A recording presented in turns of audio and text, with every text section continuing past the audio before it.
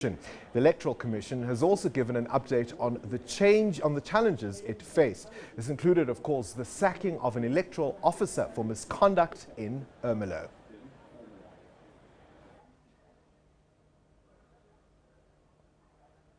Right, we go now to a province with 5.5 million eligible voters and more than 4,000 voting stations that were set up for polling, and that's of course in KwaZulu-Natal, where there were some reports of trouble there. Ayanda Mhlongo is our reporter at the IEC Centre in Durban. Ayanda, a very good evening to you. KZN, as one would have expected, is certainly one of the provinces where there were hot spots, but overall the picture has been generally a positive one.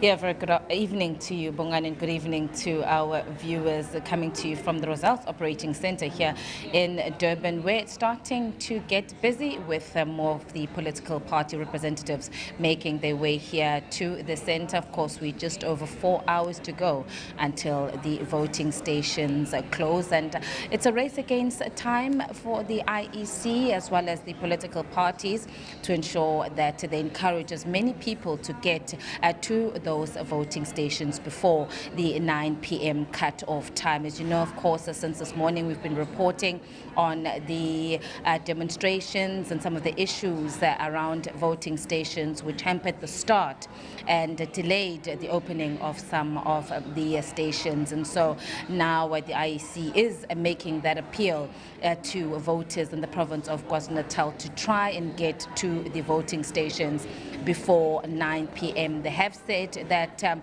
they will allow people who are still in the queue at 9 p.m. to be able to cast their votes, but relatively happy with the afternoon and how they have progressed despite those challenges in the morning. It seems that everything now is stable in those areas which were volatile this morning.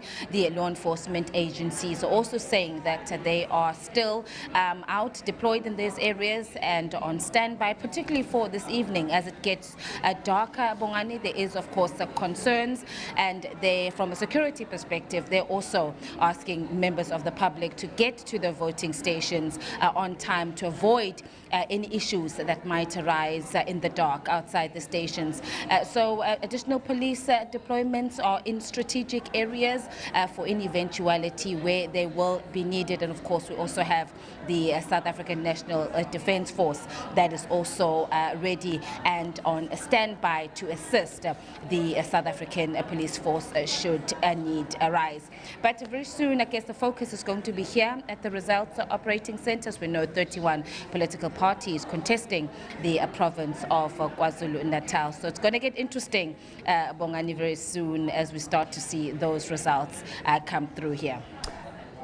Yes, indeed, and Mhlongo will all be glued to our screens to try and find out exactly what the national picture looks like.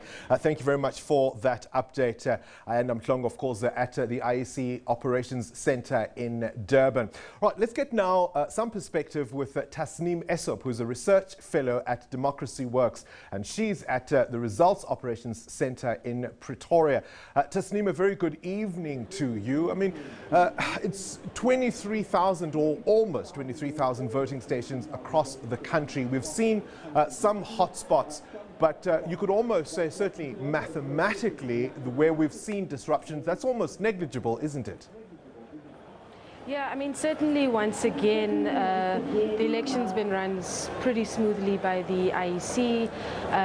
Credibility is there. There aren't major problems. I mean, there were some questions asked here at the press briefing, particularly in relation to people being able to vote twice, that weren't answered, at least satisfactorily to me.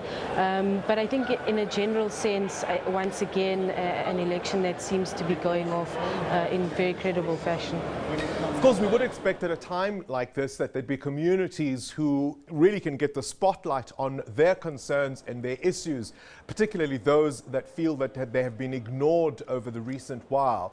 But are you concerned at all that there have been quite deliberate attempts by those choosing not to vote to stop the voting process from happening in key areas? So certainly in the lead up to the elections, we saw a lot of protest action that seemed to be partly centered around,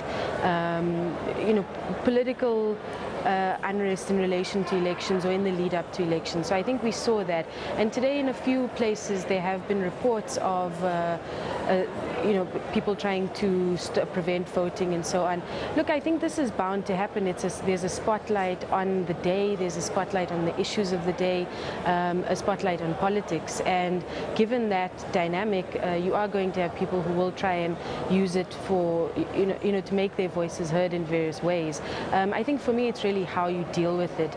And when we're looking at an issue like Vuani, for example, I really think we should step back a little bit and also ask, why has this political intervention not been made, that we have to come down to this point where elections become a flashpoint for that particular issue? Where's the political intervention before? How is that being made? So we need to just step back and reflect on that too. Right, just before we went on air, there was this extensive press briefing by the IEC trying to deal with the concerns that journalists were raising right there. And you mentioned the one issue that, there's a possibility, it would appear, at least reports, that some people have been able to successfully remove their ink stain on their fingers. And that is pretty much, from what I could understand, just about the only safeguard the system has to prevent people from voting multiple times. That seems worrying. Yeah, certainly because it's a national and provincial election, it is an important safeguard from people voting twice. I think it's something we need a clear answer on. In general, with these issues, although I think we need a clear answer from the IEC, which I don't think we got in that briefing necessarily, I think we shouldn't be alarmist about this kind of thing.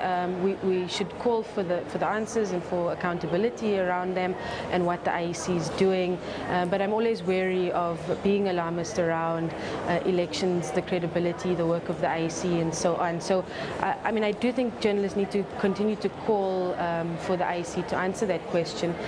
Because it is a provincial and national election, people can go and vote at any station in their provinces, at least, if they want to still be involved in voting provincially. And that does mean that the voters' roll isn't necessarily set at each station. They'll have a voter's roll, but you can vote even if you're not in that voting station. So that brings up this difficulty of being able to remove the ink and vote twice, and I think that's why it's very important. So yes, let's try and get an answer from the IEC, but let's also not be alarmist about it at this stage. All right, we'll have to leave it there. Tasneem Essop, Research Fellow at Democracy Works. And that's really the picture today. Some niggles in the system, as I was saying a little earlier on, some voting stations not able to open. There were complaints about particular stations running out of ballot papers, ballot boxes. And there was, of course, these reports, allegations, really suggestions that some people are able to remove their marks. But overall, nearly 23,000 polling stations were functioning. Statistically, you could argue that the few that couldn't are perhaps statistically negligible. We will bring you some more updates of what has happened throughout the day. Stay with us.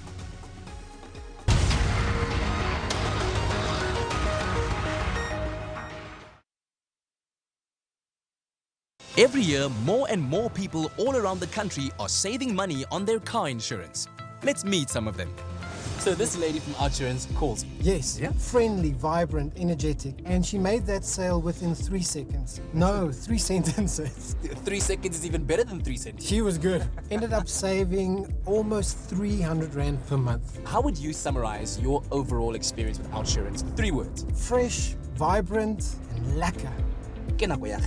If you think it's a hassle getting a quote, put us to the test. Call or SMS now for a quick quote and make 2019 your time to save. SMS SAVE to 34473. This car of yours is only that smell. Yes. Is it a new one? It's new, my dear. First one. So how long were you with your previous insurer? For a month. 30 I only days. paid 1 premium. It was too much. I gave them a call. Outsurance? Yes. All my questions were answered. Even some of the things, because I'm a new driver. Yeah. I was not aware of some things. They made a quote for me. I saved about 500 Rand. 2019. How? Yes. If you've been with the same insurer for years and haven't recently put OUTsurance to the test, call or SMS now and make 2019 your time to save. SMS SAVE to 34473. My previous insurance phoned and said they're going to put my premium up again. And I just thought, you know, really, I can't do this. I sent the SMS, immediately he phoned me. And he was really so sweet. He was so friendly. I couldn't believe it. How much did you end up saving? It was about 419 Rand. It's never too late. You must just do it. It's really, really worth it. It's going to change your life. It's changed my life. Have you told anybody else about it? Yes, I have. Yeah? I tell everybody. Wherever I go, I tell them. They've all saved. Why shouldn't you? SMS SAVE to 34473 and make 2019 your time to save. So how did your path cross with OUTsurance? My nephew referred me because he had just switched and saved. Yeah. How much did you save? Over 900 Rand. What are you doing with your saving every month? I want to go to the Caribbean island. I want to go and get my groove back. You need to give your nephew a shout out. Give him a shout out, Juanita. Dale, you are awesome. And now, she and Mr. Quipman are going to get their groove back. Just think what you could do with the money you save. SMS SAVE to 34473. 2019, it's your time to save. Tell me about how you heard about OUTsurance the first time. I was contacted by a very, very friendly consultant. Gave me the amounts. Honestly, didn't believe it. Why didn't you believe it? It was too good to be true. Now you're making me curious. What was the amount? 1,305 Rand difference. I was like, what? No ways. I screamed on the phone. Other guys sitting around me, like, what's wrong with this guy? Can we just have a moment of silence? Just... Thank you, OUTsurance. SMS SAVE to 34473 and make 2019 your time to save.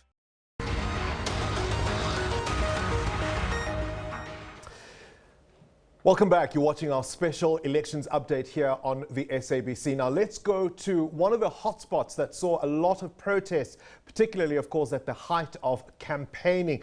Calm has since returned to Alexandra, but let's find out what happened today with our reporter Maheketla Muhlabe in Alexandra.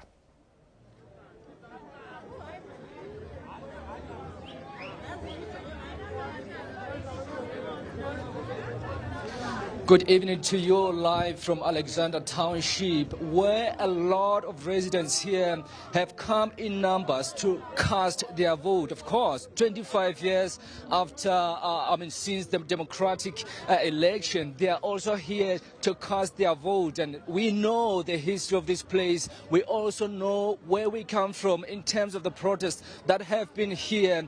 We know the issues that have been raised, the issues of service delivery. They want that to be addressed, and of course they are telling me that they are here to make their voice heard much louder and clearer through that particular cross on the ballot box. But of course, let me just bring others that have actually voted to tell us what their expectations are following this particular vote. Let me just first bring you, Mama. Thanks so much for joining us. You've just voted, and you just told me that you have been voting since 1994. Just tell me, what are your expectations?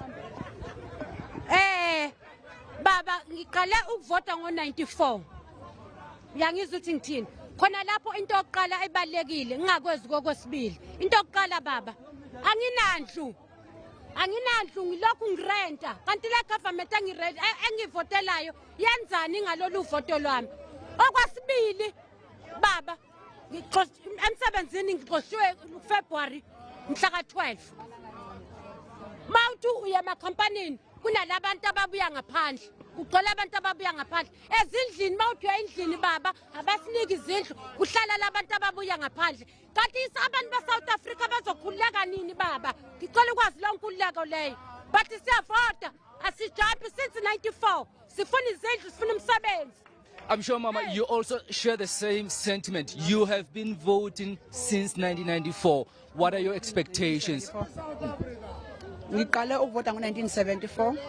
Kusukela lapho yonke into beyihamba kahle, ngasuka eKZN ngeza usebenza la, ngahlala eAlexandra, yonke into ehamba kahle. Into esifunayo thina njengoba sizovota, sifunela abantwana bethu ukuthi bathole a good education. Then ama-teenager akwazi athole imisebenzi. Abanye baqedile esikoleni abasebenzi bahlele ezindlini. And ubugebengu buphezulu. because akunamsebenzi. Angeke sale bakhona vele ababuya ngaphandle bezofuna amathuba nabo. Kodwa engicela ukuthi manje noma nabo sebefikile asibambisaneni singabantu ababodwa. Esicela kuyi-government yethu ukuthi uma besuka kwi-country yabo abangene la ngamaphepha. Bangangeni ngaphandle kwamaphepha. Ngoba ama-numbers wabo ahayi ababuya ngaphandle. Abangeni ngani abangeni ngamaphepha. Abangeni ukuthi mina mangasuka la ngiya like Europe, England bazongifuna ukuthi mina ngibe namaphepha akhona. But bona mabesuka ngale bangena for free abana amaphepha. And abantwana bethu njengoba befunda kufanele baqede. Ogogo bayasogola. Bahlala nabazukulu. Izindlu asinazi izindlu sisele nani siphethe ama-C-form sisaqala ukubhalisa asitholi. Singajabula ukuthi i-government yethu isitholele izindlu abantwana bathole imisebenzi bese kuzokwazi ukunciphe ubugebengu ababuya ngaphandle bangene ngokomthetho bangangeni for free. Ngiyabonga kakhulu. Because of time, we'll leave it there, Bongani. Of course, I mean, just to sum it up, what the people here are saying is that they want service delivery to be fast-tracked, more especially housing. And these are the things that we have been hearing throughout the protest that we saw just previous weeks inside Alexandra Township. And of course, they're also talking about some people, of course, more especially foreign nationals coming into Alex without documentation, proper documentation. And of course, we heard through those protests others saying that they also occupied illegally these RDP houses that others here have been applying for. So these are some of the issues that they want to see resolved after they cast their vote. But of course, they are all here still coming through to actually cast their vote, and they are actually happy with regards to how the services have been here in terms of the queues running smoothly. There haven't been any delays, and we will be actually keeping an eye on these developments here in Alexandra. Right. Amakhetla Motlabe in Alexandra this afternoon. So jobs, housing, crime, undocumented migrants, those are some of the issues raised there. Stay with us. We've got more for you after this quick break.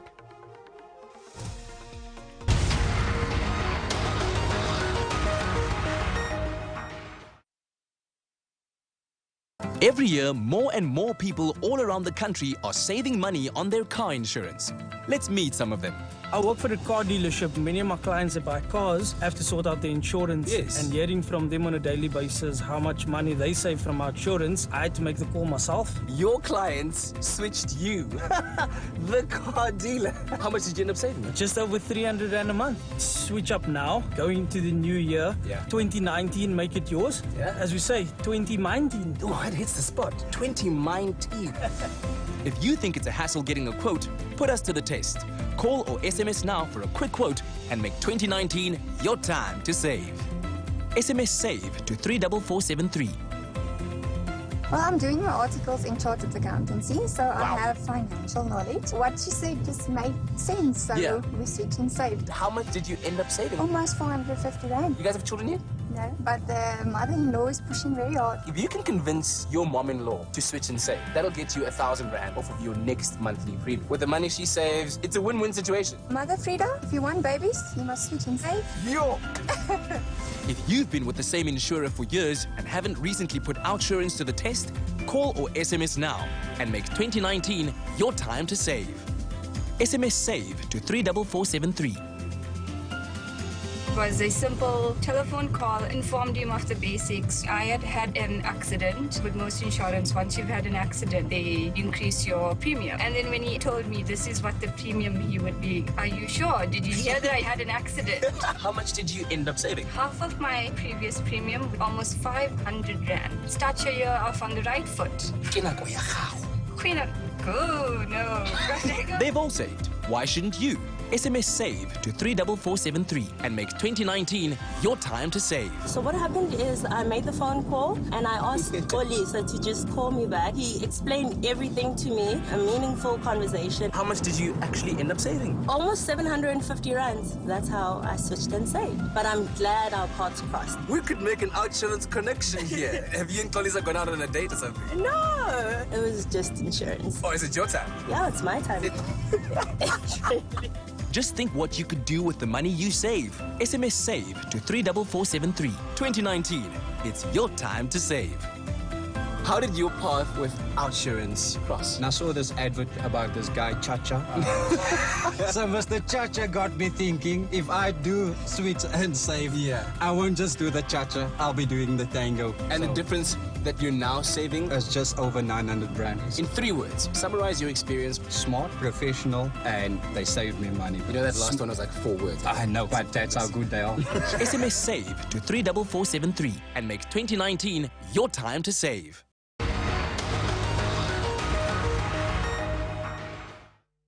Watching our special elections update here on SABC. Now let's get some analysis and roundup of the day's events with Dr. Somato Tafikeni, our political analyst and guest in the studio. Good evening to you. Thank you very much for being a part of the show. I mean, you've seen a lot of the issues that have arisen today, some polling stations not being opened, but relatively speaking, when you think about the sheer number of people who were able to cast their ballots today, their votes today, it's been a day that the IEC can look back with some measure of pride. Without any doubt, I do think that it has been smooth, and the weather has also cooperated in the main, because there was also that fear that it could be in the extremes. And the levels of disruption in comparative terms are not that bad to cast doubt on the outcome of elections. And one of the reasons for that, I think it's because some areas like in the Northwest showed their hand, protested during the special votes. So by the time you had the main votes, the security was in place. So that in itself, I think, also contributed. A lot of the political party leaders are going to be now going through the process of biting their fingernails as the results start trickling in overnight. But some of the concerns you may have heard raised there, particularly in Alexandra a moment ago, are issues that arose during the campaigning. People have made their marks, but in terms of how people respond to what has happened, there's going to be a lot of picking up of the pieces, if you follow what I mean, based on the rhetoric that was ramped up during campaigning. Well, I do think that it is very important to say this phase of our democracy, the main focus is going to focus on the second generation human rights. It's no longer going to be your political and civic rights, the freedom of association, the freedom of expression, the socio-economic transformation and the material improvement seem to be the key issues that have come up to dominate this election.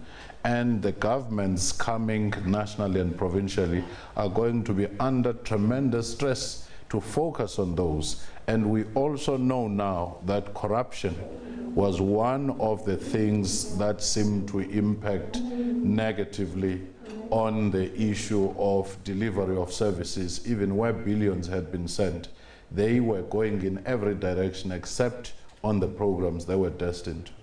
We know, of course, that the majority of registered voters who would have participated would be middle-aged voters, and that in a sense suggests to me that in terms of the outcome, there may be shifts here and there, but the status quo will remain.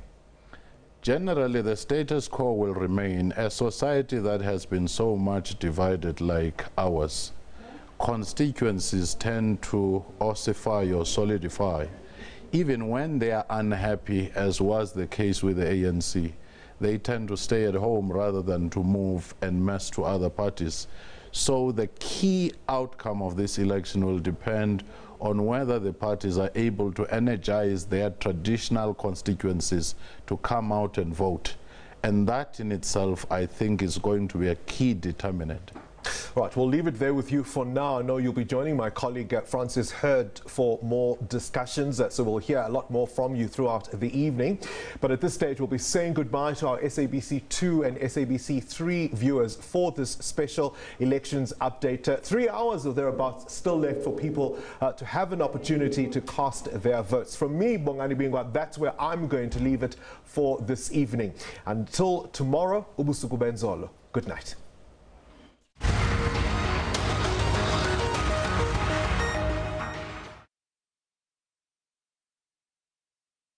Every year, more and more people all around the country are saving money on their car insurance. Let's meet some of them. Tell me how you feel about being in one of these insurance ads that you've seen on TV. It's exciting. The husband is a bit jealous. When you did make that call, what was the experience like? They listened to you and they helped you save. How much did you end up saving? Almost 500 rand a month.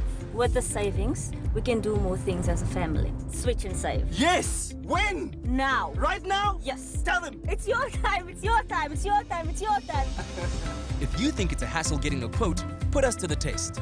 Call or SMS now for a quick quote and make 2019 your time to save. SMS SAVE to 34473. So how did you hear about insurance? So it was a TV ad. Normal day-to-day people hearing their testimonials and hearing how much insurance saved them. You want to put up your hand and say, that's me. I want to save money. Often you see these ads and you think, okay, well, they've been told what to say, but it's not. You ask the question. You're not a professional actor? No.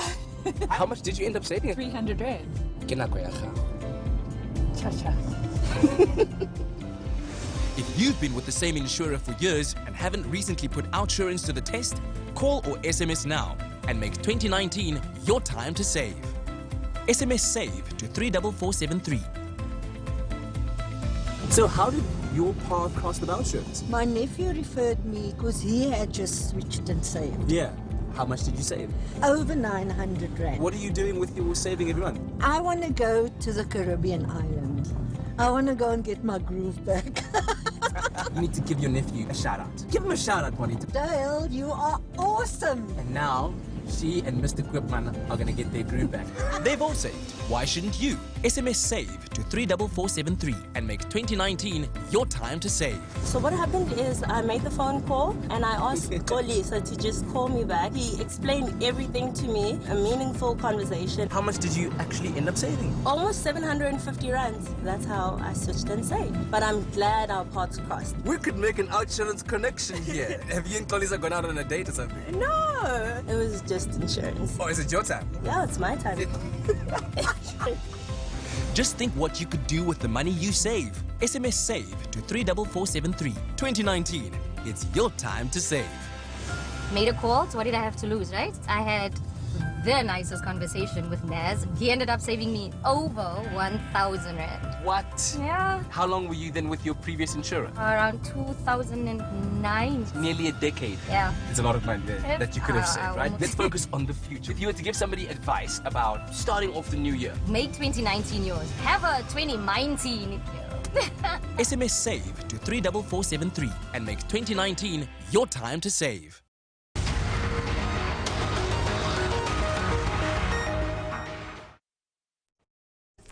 A very good evening to you, and we continue with our special election coverage on SABC News. It's great to have you with us. I'm Frances Hurd. So if you're still thinking of voting, getting out there, you have 3 hours in which to do so. The IEC saying that if you're in the queues at 9 o'clock, you can still vote, but after that, it's closed. And generally, the sentiment is that things are going very well. A few issues here and there, but that has to be seen in the context that there are 23,000 voting districts or so, many with their own polling station. So let's look at what the IEC has been saying. Not so long ago, several voting stations were not yet open. It admits by 5 o'clock this afternoon, saying that exactly 5 still had not been opened. Some of these stations were in Vuwane, and we know that is an area that has been marked by unrest. The Deputy Chief Electoral Officer, Masego Shiburi, however, said it wasn't doom and gloom. He's praised the smooth progress in most polling stations around South Africa. At the same time, government has welcomed the relatively smooth start to the general elections. In a statement, the Government Communications Information System, GCIS, urged those who had not voted to make their way to a polling station. The IEC says all polling stations that ran late will make up for lost time, and saying that there you can go. They're hoping to even open those 5. You can get to those and stand in the queue. As long as you are in the queue at 9 o'clock, you will be able to mark your ballots, urging people to still go and make their mark. 5 voting stations had still not opened when this briefing commenced. There's 1 station in Buffalo City and 1 in Tabankulu in the Eastern Cape Province. And there's 3 voting stations, as we had reported in the morning, in the Nkosi Langalibalele municipality in KZN, and 1 in Uthugela Escort in the province of KwaZulu-Natal. Efforts to resolve this and provide voters in these areas with an opportunity to exercise their democratic right to vote are continuing and will continue for as long as is necessary. 4 voting stations in Vuwani, Limpopo, which had earlier opened, were also forced to close for a period during the course of the day due to unrest and safety concerns. In this area, we have been able to reopen all those 4 stations. And of course, as SABC News will keep track of those areas where disruptions have been reported. Now, President Cyril Ramaphosa says it's important for South Africans to make their voices heard through the ballot. The president returned to his roots and voted at Hitekani Primary School in Chiawelo, Soweto. He urged all South Africans to exercise their democratic rights. The normally quiet township of Chiawelo in Soweto, bustling with activity, throngs of people jostled to catch a glimpse of their son. Ramaphosa was born here in 1952. He returned home to make his cross, evoking memories of 1994. This is a vote that reminds us of 1994, because in 1994, our people were just as excited as this, because they were heralding a new period, a new future for our country. And today, this is what I am also picking up. Our people are really excited about what lies tomorrow. Confident of victory, the president said he was ready to hit the ground running. People were all standing here. I'm going to climb their shoulders and stand on their shoulders so that I can see far ahead, so that I can do exactly what they would like us to do. This, for me, is fantastic, and thank you very much. He wanted those who were protesting to voice their concerns through the ballot. It is only when you vote that your voice can be heard. It is only when you vote that those issues that you are concerned about can actually be addressed. The results will be officially announced on Saturday. It's been a grueling 3 months where politicians have been crisscrossing the country, stating their case to the electorate. It's now up to these people to decide who will be their next government for the next 5 years. Mzwandile Mbeje, SABC News, Soweto, Johannesburg. Well, determined to have his party take the seat of power after the polls, DA leader Mmusi Maimane was among the first to cast his vote this morning in Dobsonville in Soweto. Gauteng remains a hotly contested province with the highest number of registered voters, sitting at 6.4 million. I'm feeling good. It's a historic moment. And you're confident that you're going to win? Yeah, we're going to do well. The leader of the Democrats believes Gauteng is his for the taking. This is the country I want to build, and therefore I'm confident about Gauteng. The numbers are turning out, and I'm calling on the people of South Africa. Fear says to us, let's stick with what we know. Hope says, let's bring change. Let's bring a new chapter in this province and this economic hub, so one day we can deliver jobs. It's the confidence I'm calling for South Africans. Let's not be fearful now. Our country is asking for more of us, and therefore I'm calling upon all of them to turn out to vote today and bring change. Maimane is of the view that the country's democracy has veered off course. I say people today, they must wear whatever shirt they so choose to. This vote is about competence. This vote is about saying, let Mmusi Maimane run this country so that we can take it forward, so that we can make sure we clean out this country. So the last 25 years had a great start, a dreadful finish. Because frankly, we've missed an opportunity to address our historical injustices. Frankly, we've missed an opportunity to make sure that those who are on the outside are brought in. Therefore, I'm asking to say this election is about a competence. It's about building a government for all, black, white, Christian, Muslim, all South Africans. This is about that. Among those voting with Maimane was 69-year-old Nora Mosobe, first in line to cast a ballot. I am very happy to be voting. I came here early wanting to be the first in line. Voting stations remain open until 9 p.m. Natasha Piri, SABC News, Johannesburg. All right, me and Peter Ndoro will be back at about 6:30 with all your election news and lots of analysis. What are the stakes? What is up for grabs? What will be the will of the people? For now, let's hand over to reporter Vanessa Puna. She's in the Western Cape, kicking off an online broadcast. Vanessa. Good evening, I'm Vanessa Puna and welcome to the IEC's Provincial Operations Centre here in Cape Town. This broadcast, as Francis has just said, also available to viewers on the SABC News YouTube channel. Now, with just 3 hours left until voting stations are set to close across the country, we'll check in with our reporters stationed across the length and breadth of the Western Cape for updates on how the day progressed in their respective areas. We'll also speak to our political analyst, Sandungwa Sheng. But before we do, we will look at some of the prominent citizens who voted in the province today. Western Cape Premier Helen Zille voted in Knysna this morning.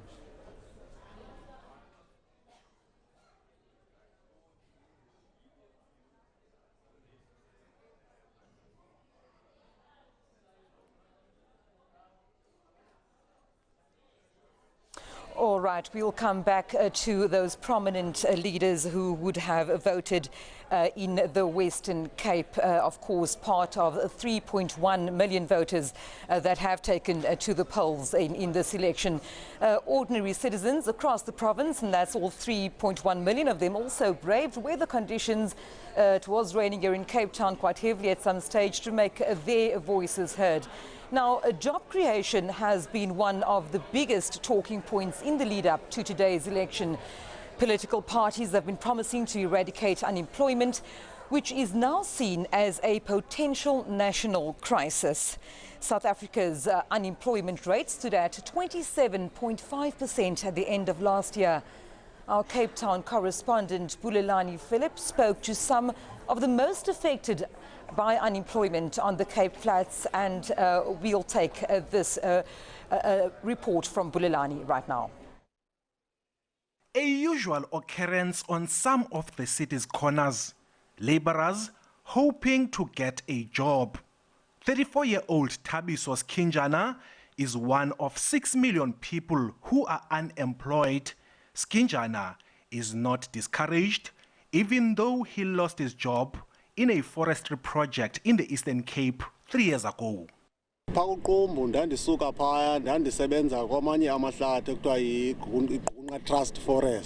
When that forestry project closed down, we were told they were still looking for funding in order to continue with it. So I did not want to sit around there. I decided to come to Cape Town because I was told I could get a job here.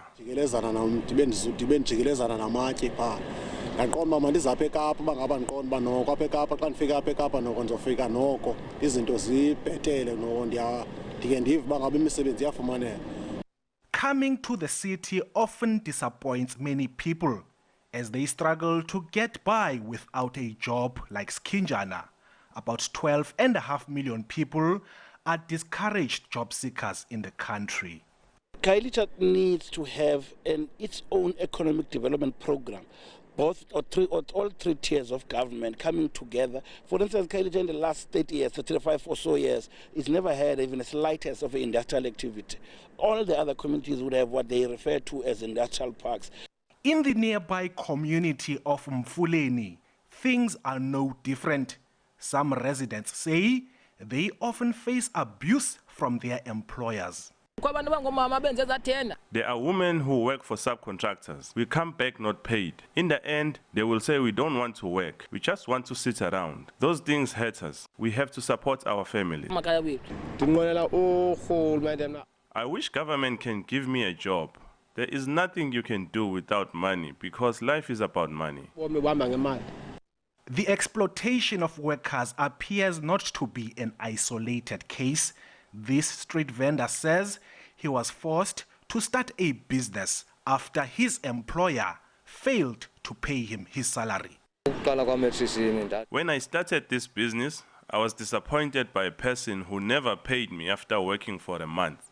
So that gave me wisdom that working for yourself is better.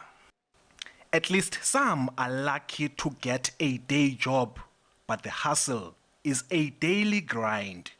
Political parties have been promising a lot of things in a bid to create jobs. These range from attracting investment, creating policy certainty, nationalizing certain strategic sectors of the economy, and cutting down on red tape. The true test of these promises is if they create jobs for the men and women who seek employment on the side of the road. Bulelani Philip, SABC News. Bulelani joins us now from Khayelitsha. Bulelani, we get the sense that some residents are not entirely happy with the progress made over the past 2.5 decades, especially when it comes to job creation. Has this translated into today's numbers at voting stations in the area? Well, good evening to you, Vanessa. What I can tell you is that people are continuing to visit the voting districts that are scattered around all here in Khayelitsha. Of course, most of them are emphasizing that there are 3 issues that are affecting this area.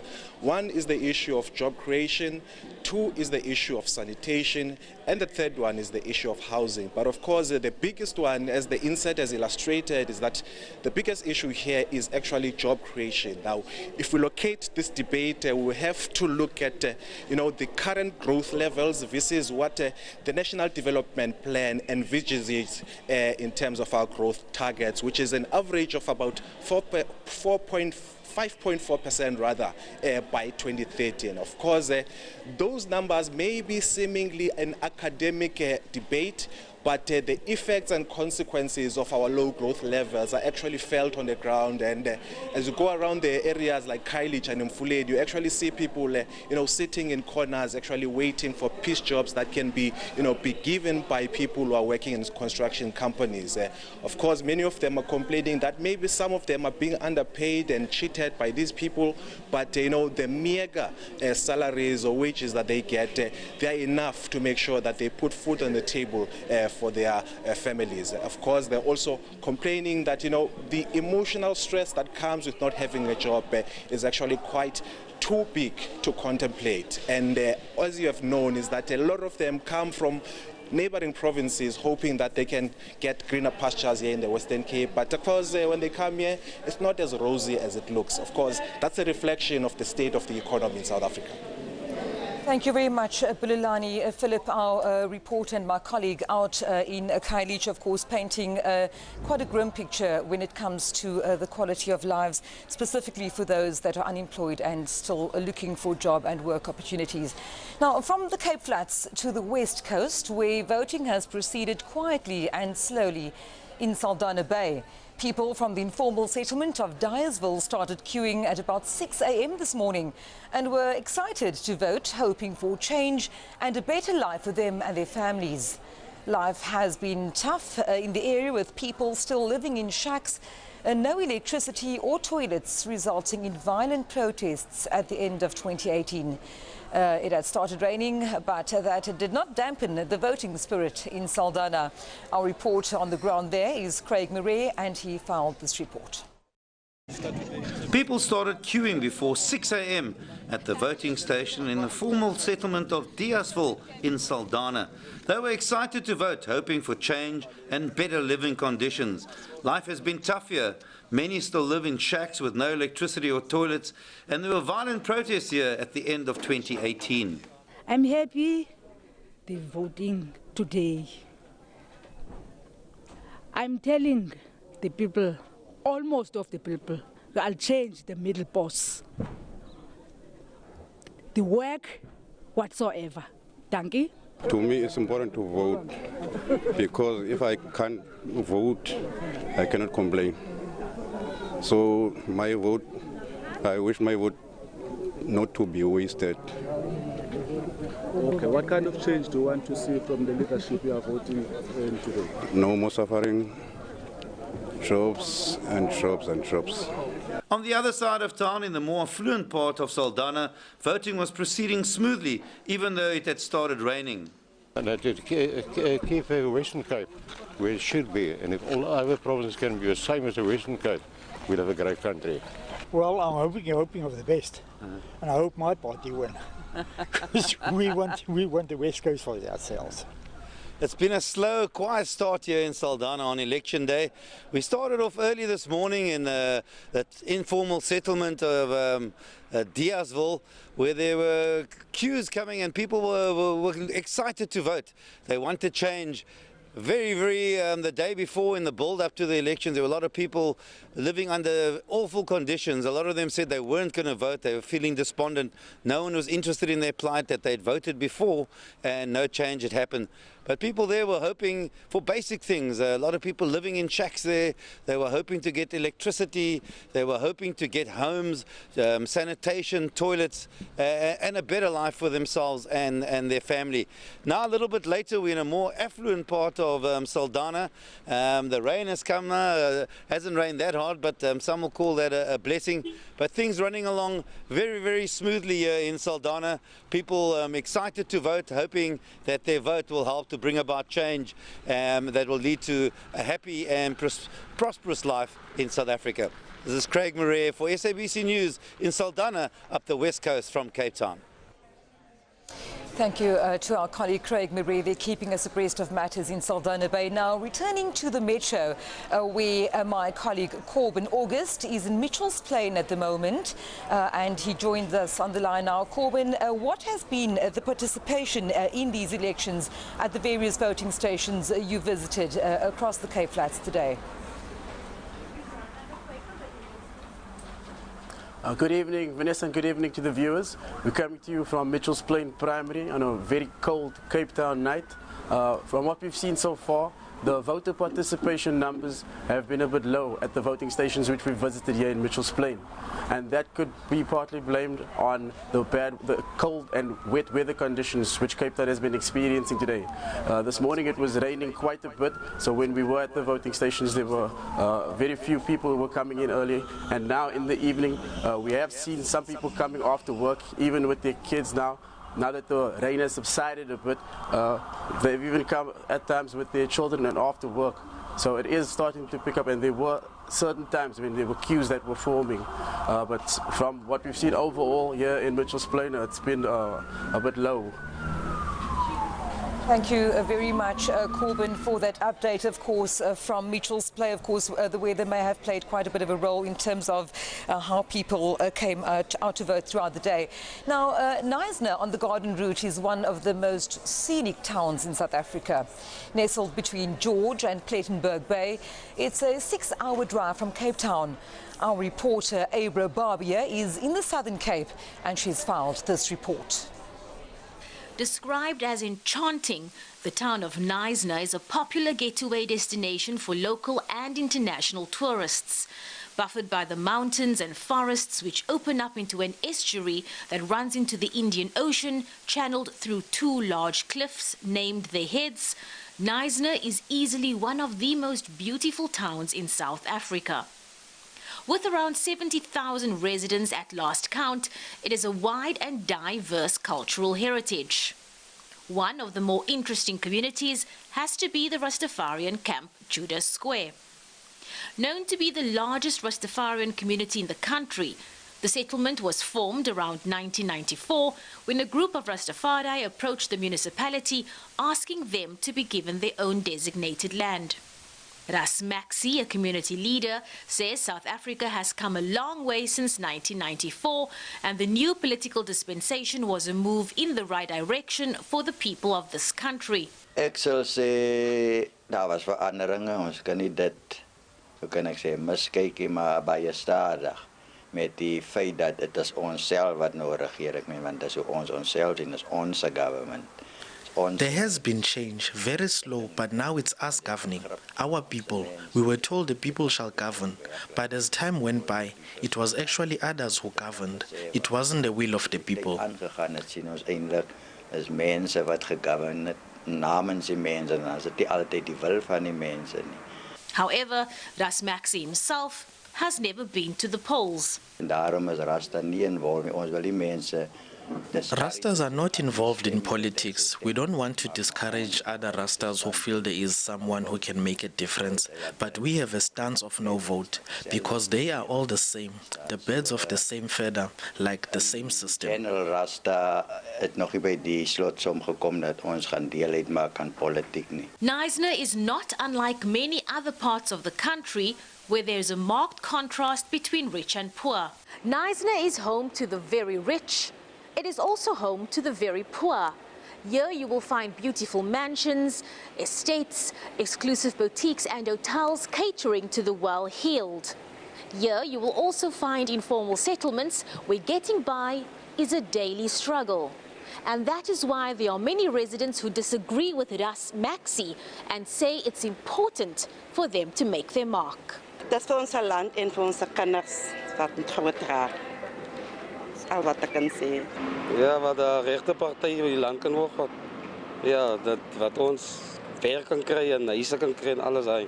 As belangrik om te stem, definitief. And even though these residents do not know what the outcome of Wednesday's election will be, what they are sure of is that their hope for a better future is the reason they will make their way to the polling stations on the day.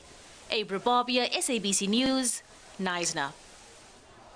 We cross now to our reporter, Abra Barbia, in Knysna. Abra, so when you gauge from talking to residents in the broader Southern Cape on the expectations of this crucial elections, what were they?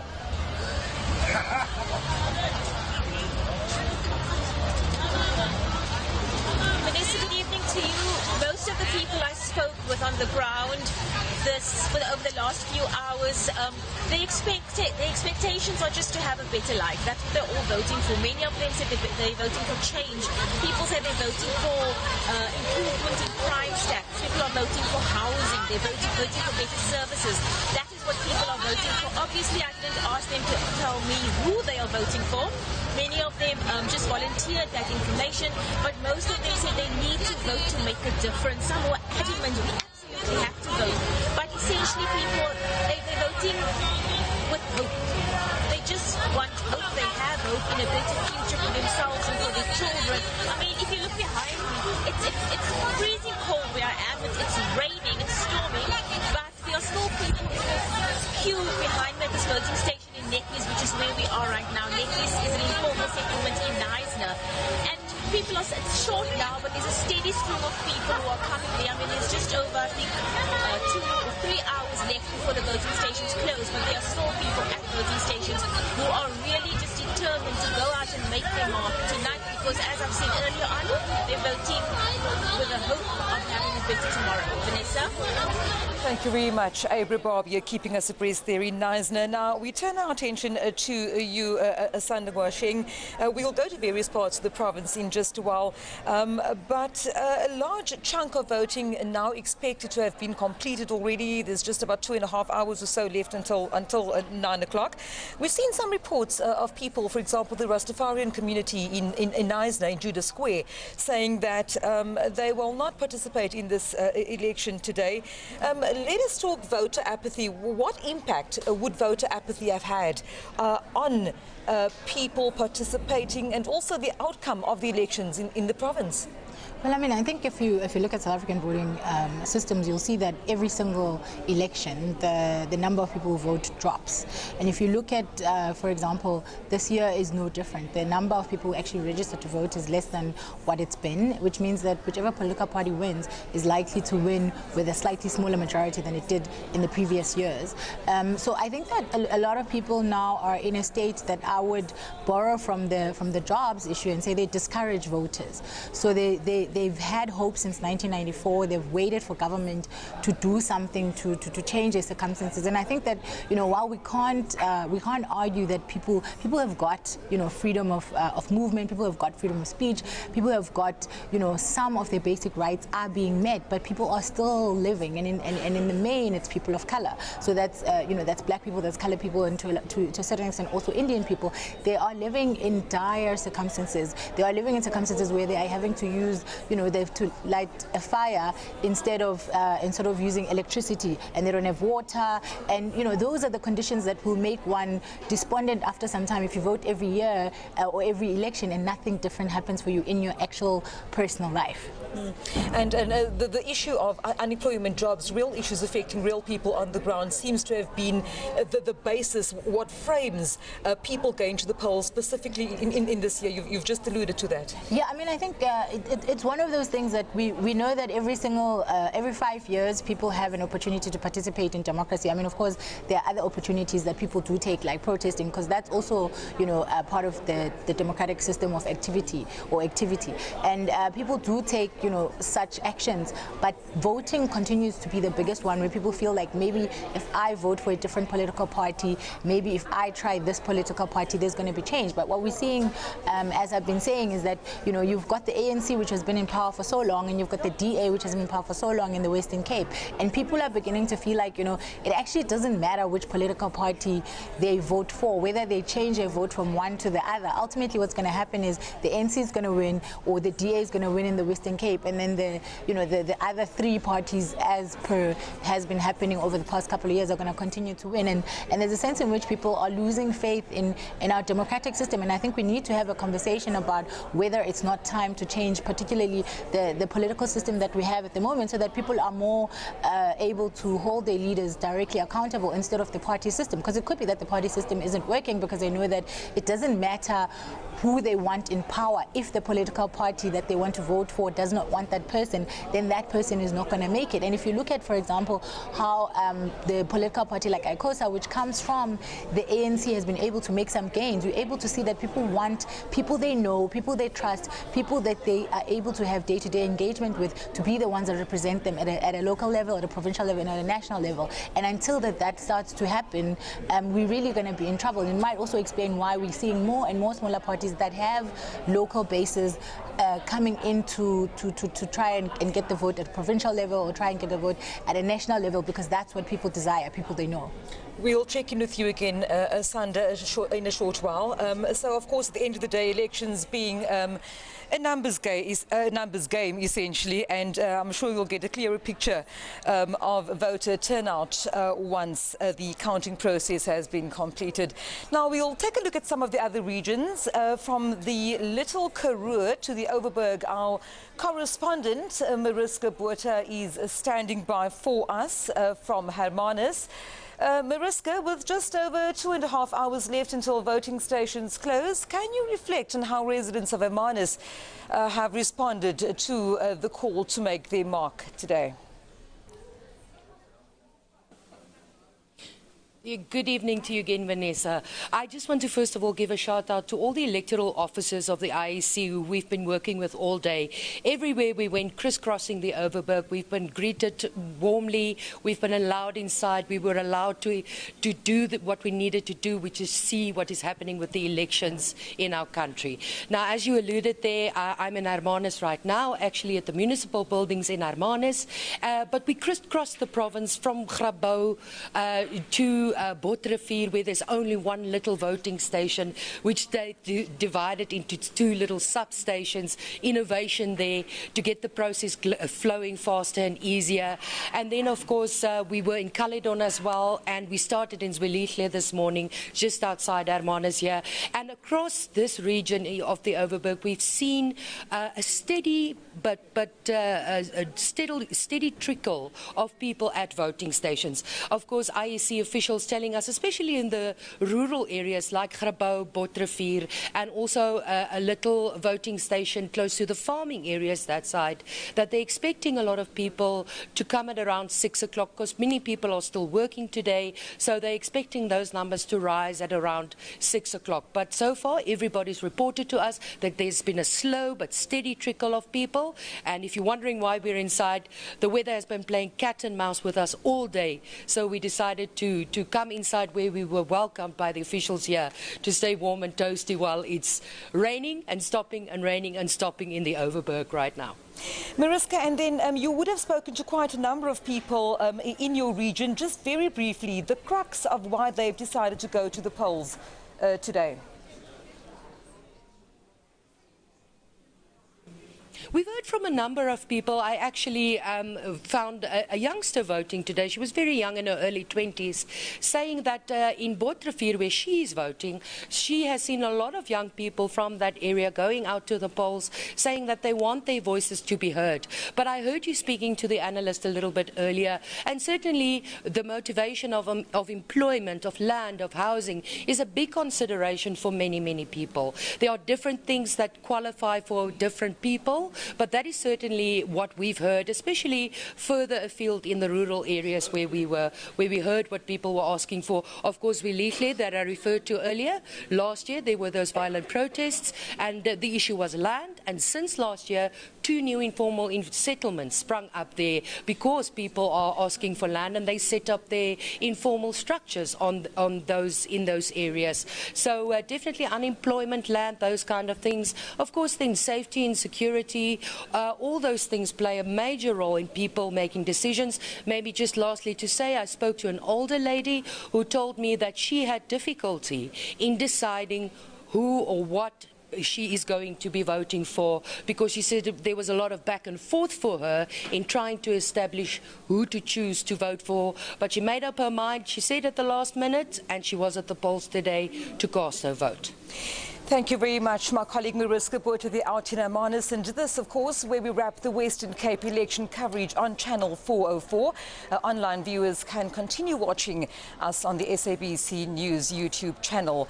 I also need to, at this point, say thank you very much to our political analyst, Asanda Ngwasheng. We will wrap up this broadcast now here from the Western Cape Provincial IEC Centre.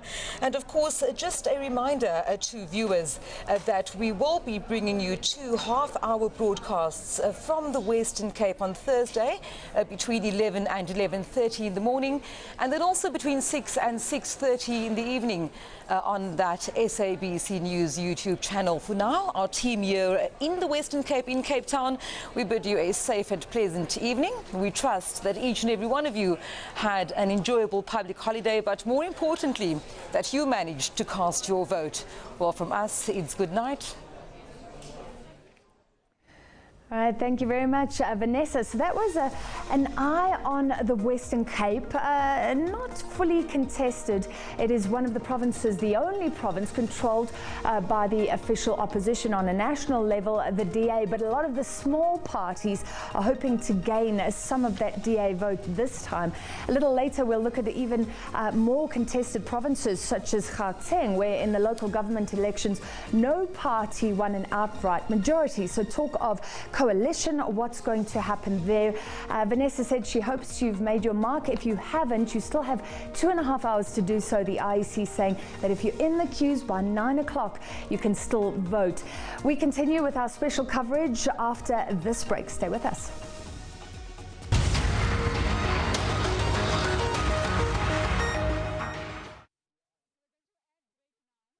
Every year, more and more people all around the country are saving money on their car insurance. Let's meet some of them. So this lady from Outsurance calls me. Yes, yeah? Friendly, vibrant, energetic, and she made that sale within 3 seconds. No, 3 sentences. 3 seconds is even better than 3 sentences. She was good. Ended up saving almost 300 Rand per month. How would you summarize your overall experience with Outsurance? 3 words. Fresh, vibrant, and lekker. If you think it's a hassle getting a quote, put us to the test. Call or SMS now for a quick quote and make 2019 your time to save. SMS SAVE to 34473. This car of yours is only that smell. Yes. Is it a new one? It's new, my dear. First one. So how long were you with your previous insurer? For a month. 30 I only days. paid 1 premium. It was too much. I gave them a call. Outsurance? Yes. All my questions were answered. Even some of the things, because I'm a new driver. Yeah. I was not aware of some things. They made a quote for me. I saved about 500 Rand. 2019. How? Yes. If you've been with the same insurer for years and haven't recently put Outsurance to the test, call or SMS now and make 2019 your time to save. SMS SAVE to 34473.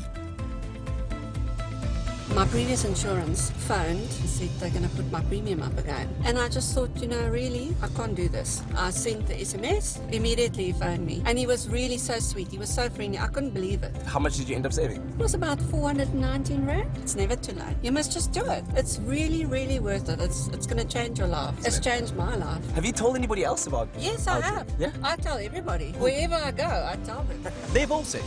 Why shouldn't you? SMS SAVE to 34473 and make 2019 your time to save. So how did your path cross with our insurance? My nephew referred me because he had just switched and saved. Yeah. How much did you save? Over 900 Rand. What are you doing with your saving every month? I want to go to the Caribbean islands. I want to go and get my groove back.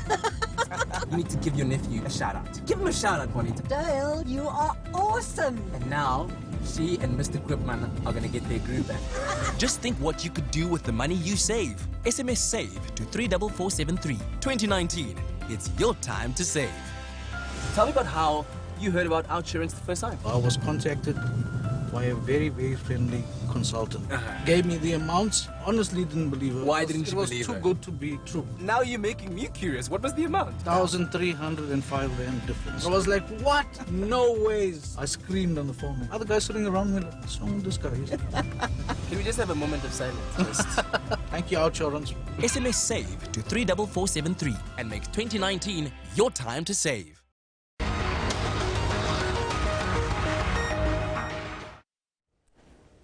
Welcome back. I'm Frances Hurd, and we continue with the special voting day coverage on SABC News. Let's see if we can take you live now to Soweto. That's where we found our reporter, Gillian Pillay. Gillian, what's happening in Soweto tonight?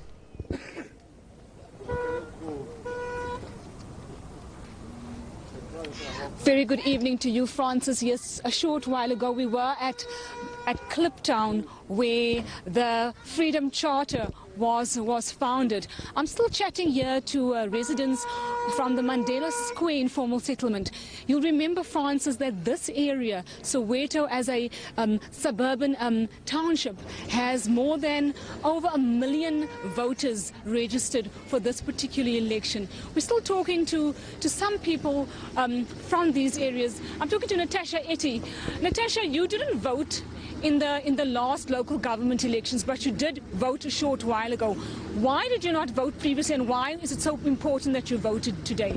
Okay, thank you, Gillian, for the opportunity. The reason why I haven't voted previously is, you know what, our people are being sidelined, our children are being sidelined. To put it bluntly, our SMMEs, our businesses, we are suffering, we're not getting funding, our children are not getting job opportunities. So I voted today because I want to, you know what, I'm just trying to tilt the scales a bit. You see, really hoping that it will better our future as coloured people in this nation. All we want is equal opportunity for our kids, equal opportunity for our businesses and so forth. That is basically why I voted today. And not voting in the last elections, what were your feelings like versus your feelings like today?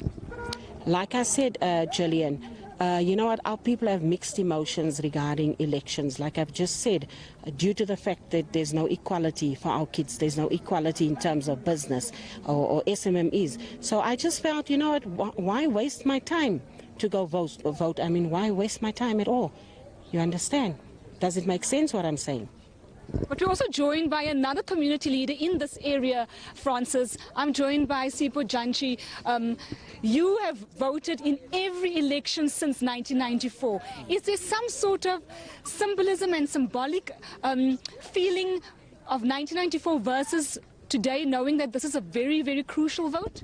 No, in 1994 we voted because we had a hope that things are going to change in South Africa. But now we are just actually voting, and I am voting for the opposition because of the current government that we have. To me, and the previous one is the same because of we don't see any fruits of it. We are staying in Kliptown where there is no development, where the Freedom Charter was adopted. That talks about the good life that humankind must have. We are still using some bucket system here. We still electricity. We don't even have water. We are using communal taps. So we are not respected by the current government. that is why we are keep on voting, because we vote for the opposition so that they can, we can take them out. Today, a very crucial vote. You voted quite earlier today. Why was it important that you cast that vote 25 years on? Actually, the aim it was that I must, put this party that I want to deal with this leadership, because we've been promised 94. We have been promised, and the same promise that we have today are the same promises that Mandela did, that Thabo Mbeki did. There's nothing new.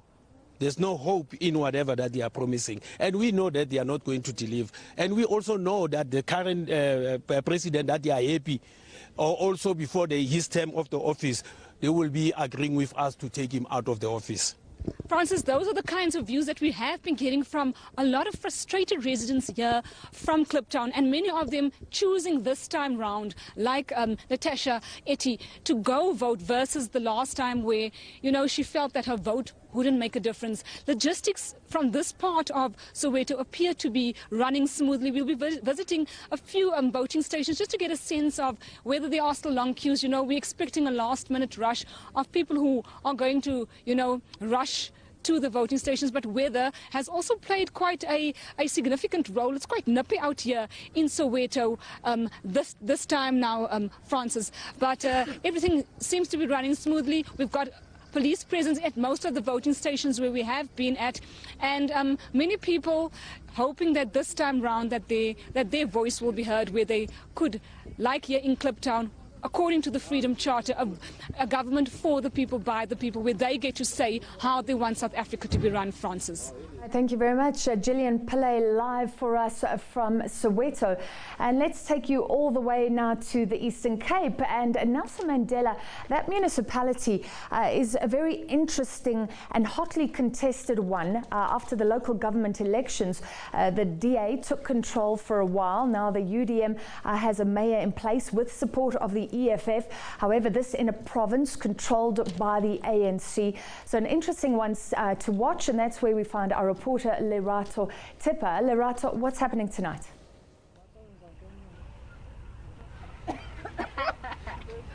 A very good evening to you, Francis.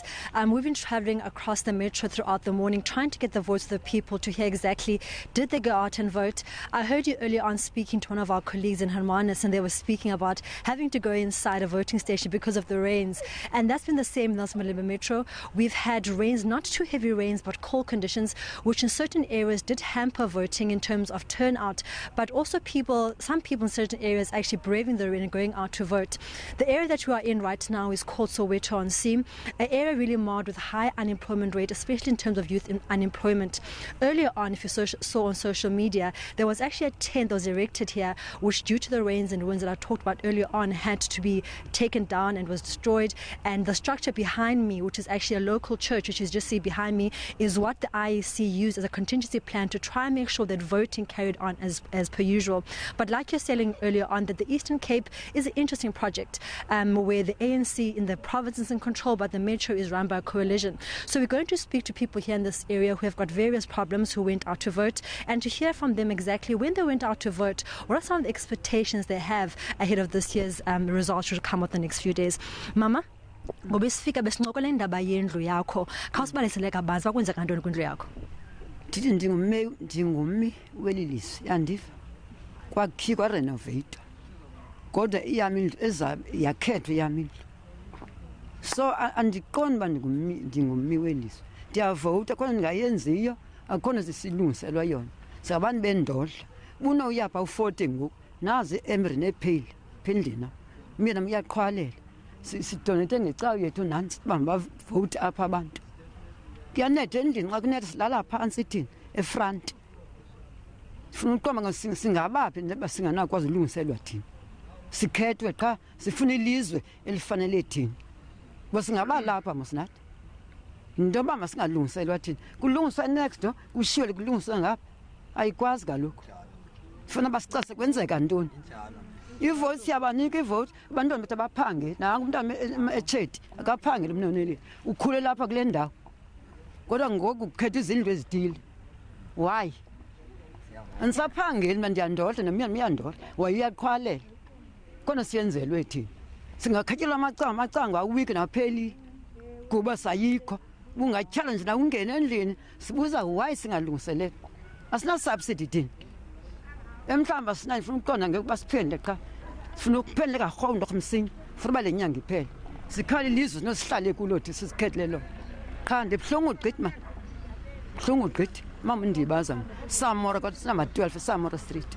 Okay, inkosi wam makhethele nje tata umonwabisi wena tata ke uye namhlanje uvota ibinjani iprocess yovota kwaye njengoba uvota ufuna mhlawumbi urhulumente uzophatha alincede ngantoni na ngabantu balapha eSoweto. Sisemane sivotile kakuhle khange kube khondo into esizinqwenelayo ngakumbi kurhulumente ozawuthi mhlambi aphathe sibone ukutshintsha kwemigaqo nkqubo especially yoqoqosho kuba le migaqo khoyo ayicreate nantsika amathuba emisebenzi siyibonile loo nto kwiminyaka eyi-20 egqithileyo instead of uba imisebenzi yande iyachithakala. Sinqwenele ubona utshintsho kumgaqo woqoqosho karhulumente wethu because noko i-NDP ayisincedi urhulumente noko makakhajonge okanye urhulumente zawuthi aphathe noko masibone utshintsho kubekho inkqubo mgaqo yoqoqosho ezawuthi ikhulisa amathuba emisebenzi yakhe ithemba kubemi baseMzantsi Afrika nqonda loo nto mna sisi. But just one more person for you, Francis Mzekeli, also from this area. And earlier on you were speaking, you spoke about the youth unemployment. Actually, when you got as a young man who was half drunk asking you for money and you were saying, you know what, I'll give it to you, but I know it's going to be for drugs. Just how bad is the issue of drugs and alcohol, which is linked to unemployment, of youth unemployment in this area? Siswami ingxaki enkulu kakhulu leyo ngaphangeli kolutsha isikakhulu aba babhinqileyo. Umna urhulumente into ebenzayicela akhe ajonge kweli cala labantu ababhinqileyo because apha eSoweto kweli kanye apha kwa-27 abantu ababhinqileyo abaninzi abaphangeli. Andizotsho ndithi amadoda awaphangeli nawo ndiyayazi awaphangeli but abantu abangoosisi abanakakelwanga kakhulu and ngabona abantu barana ii-families isikakhulu because amadoda i-responsibility awazithatha. Well, those are the views, Francis. Just to give you a picture of what the people that I was speaking to are saying. The First Lady, an elderly lady here, was saying that there was a project here that was started about 4 or 5 years back, a housing project, and it also entailed renovation of houses. She was saying that her house was earmarked to be renovated. The renovation was done, but not completely done. So there are certain areas in her homes which are not done properly, but next door is a house that was done properly as well. Yeah. The second guy was alluding to the fact that youth unemployment in this area is a huge problem, that 25 years of the democracy, they were hoping that at least a young person with skills, with qualifications would have a job, but they are faced with the reality now that every single day, especially in this area, young people are unemployed. Then the last gentleman spoke about the importance of women being employed. I think sometimes we generalize and make it perhaps a male thing, but she was specifically saying that in this area, what he has seen as someone who stays at the women in this area, the ladies, the young ladies in this area, are subjected to so much in the name of trying to get an income. So just pleading to the government that's saying, you know, he went out to vote, but really hoping that in terms of unemployment, the woman will be prioritized. So that's what pretty much the views of the people in this area. No glitches in the metro. This, France, is just one area that was a bit affected called Ntlangano in Ntabankulu, where residents actually tried and stopped people from going to vote. The MEC of Kokta, Fekile Xhasa, actually went to the area and spoke to the people there. Their concerns, they were saying that they actually want the removal of the ward councillor, the fixing of roads and electricity, and people in the area weren't even able to vote despite intervention from government. So just one glitch in the Eastern Cape, but generally the outcome and the turnout of people at the voting stations was a success. So it's back to you in studio, Francis. All right, thank you very much, Lerato Tipper from the Nelson Mandela Bay Metro. And I can tell you elsewhere in the Eastern Cape, we heard from the IEC a short while ago that in Buffalo City, for example, one station could not open there due to protests or some form of disruption. In total, there were 6 stations earlier that could not open. That dwindled down to 5, the IEC saying it was working on opening those stations. But at 5 o'clock, they were still not voting in those stations, still not underway, and we'll see if we can get another briefing or an update from the IEC shortly. Now, many retired African leaders are roped in by observer missions. Others are tasked with peace-seeking endeavours. Some straddle the responsibilities. Our foreign editor, Sophie McQuena, compiled this report.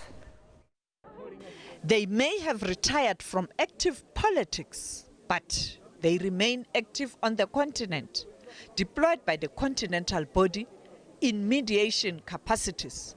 The former Tanzanian president is involved in the Libyan question.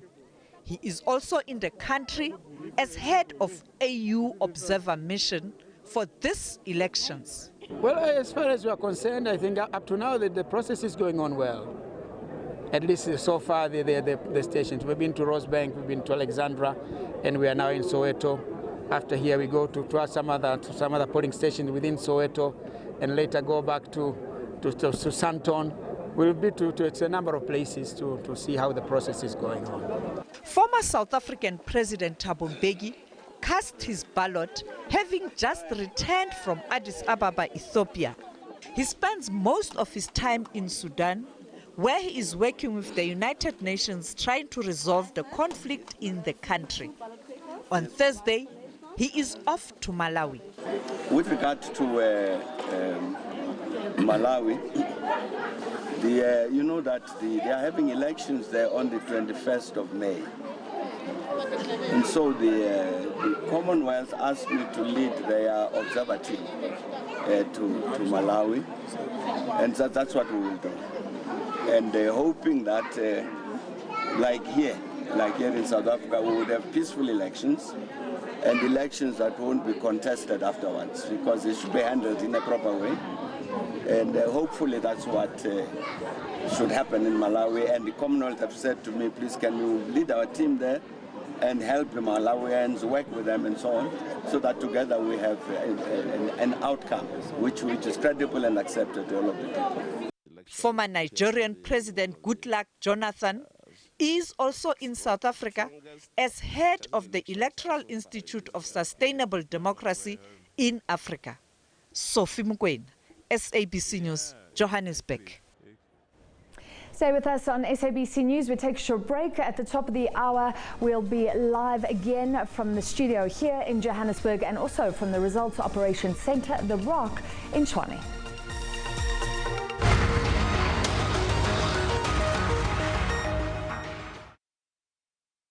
Every year, more and more people all around the country are saving money on their car insurance.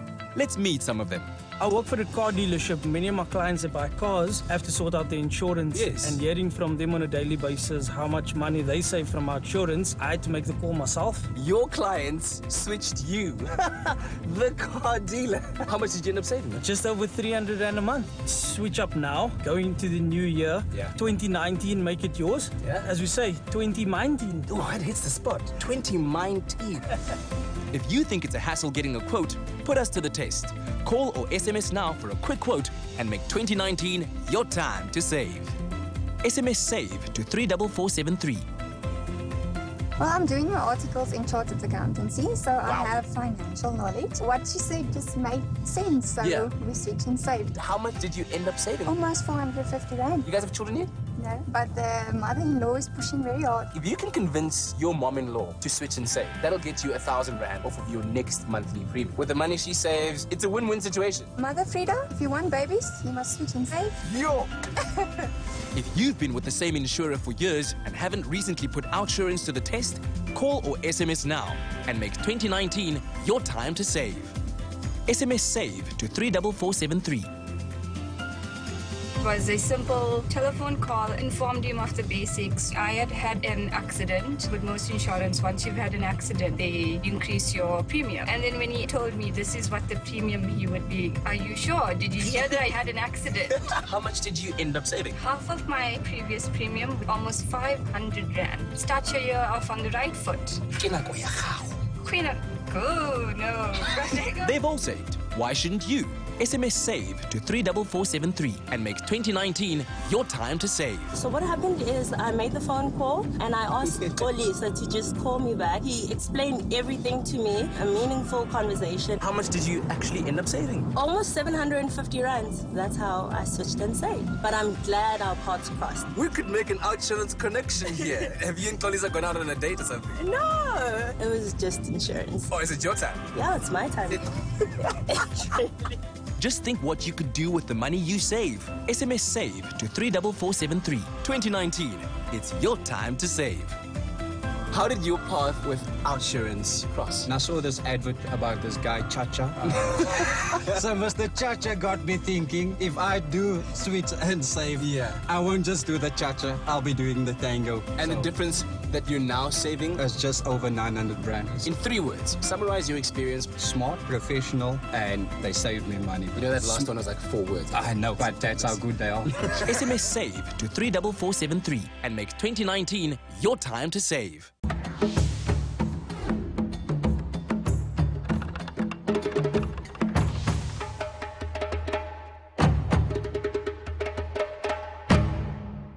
Hello, I'm Nana, and I want to tell you a bit about Economics Unbound. It is a live studio current affairs program that brings an understanding of the economy, how it operates, and how it is managed.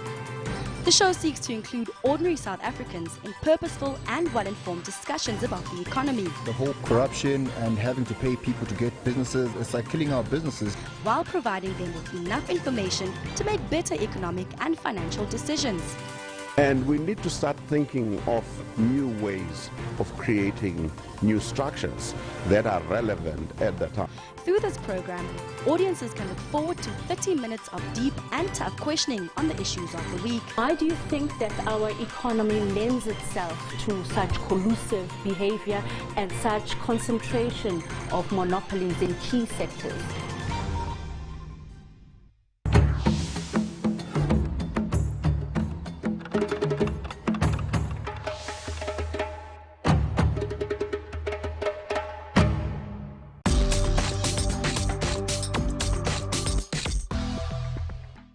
Hello, I'm Nana, and I want to tell you a bit about Economics Unbound. It is a live studio current affairs program that brings an understanding of the economy, how it operates, and how it is managed. The show seeks to include ordinary South Africans in purposeful and well-informed discussions about the economy. The whole corruption and having to pay people to get businesses, it's like killing our businesses. While providing them with enough information to make better economic and financial decisions. And we need to start thinking of new ways of creating new structures that are relevant at the time. Through this program,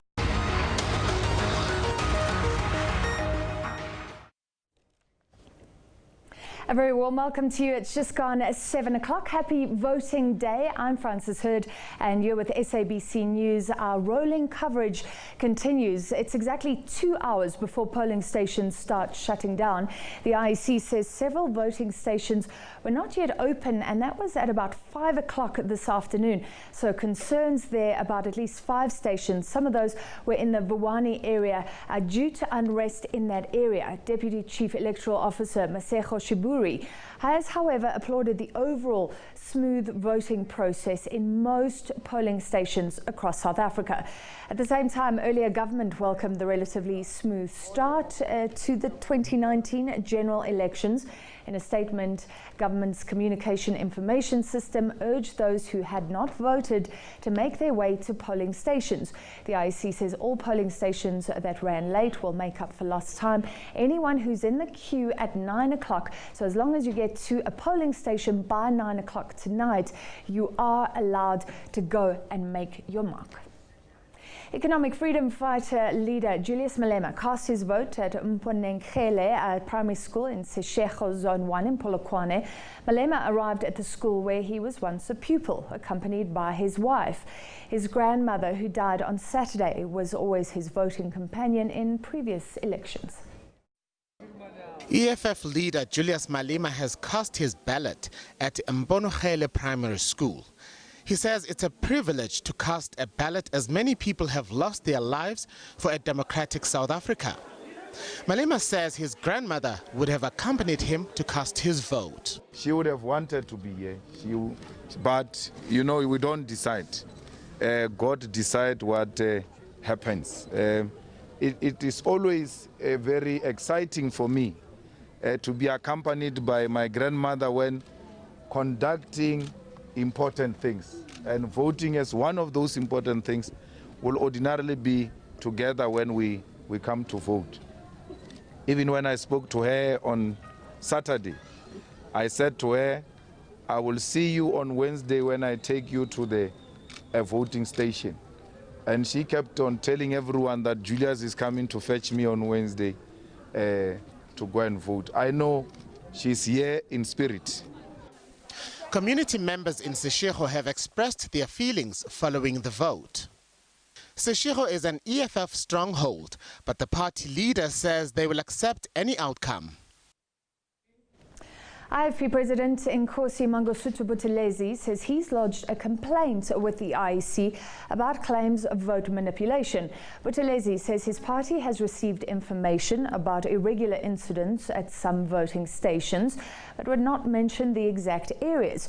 He made the claims in Ulundi, northern KwaZulu-Natal, after casting his vote.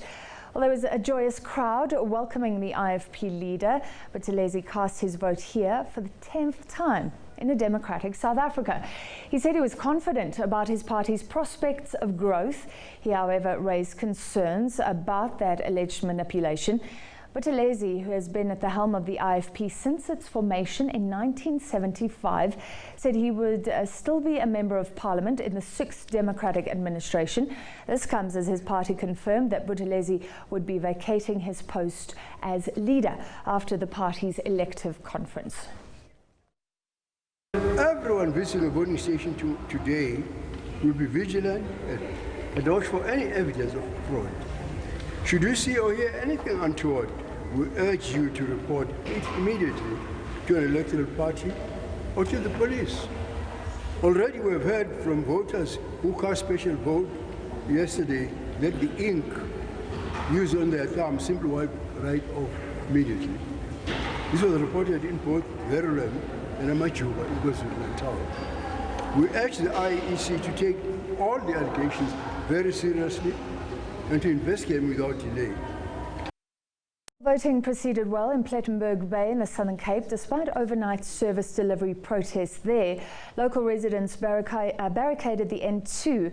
Among those casting their ballots was outgoing Western Cape Premier Helen Zille, who voted in the nearby town of Knysna.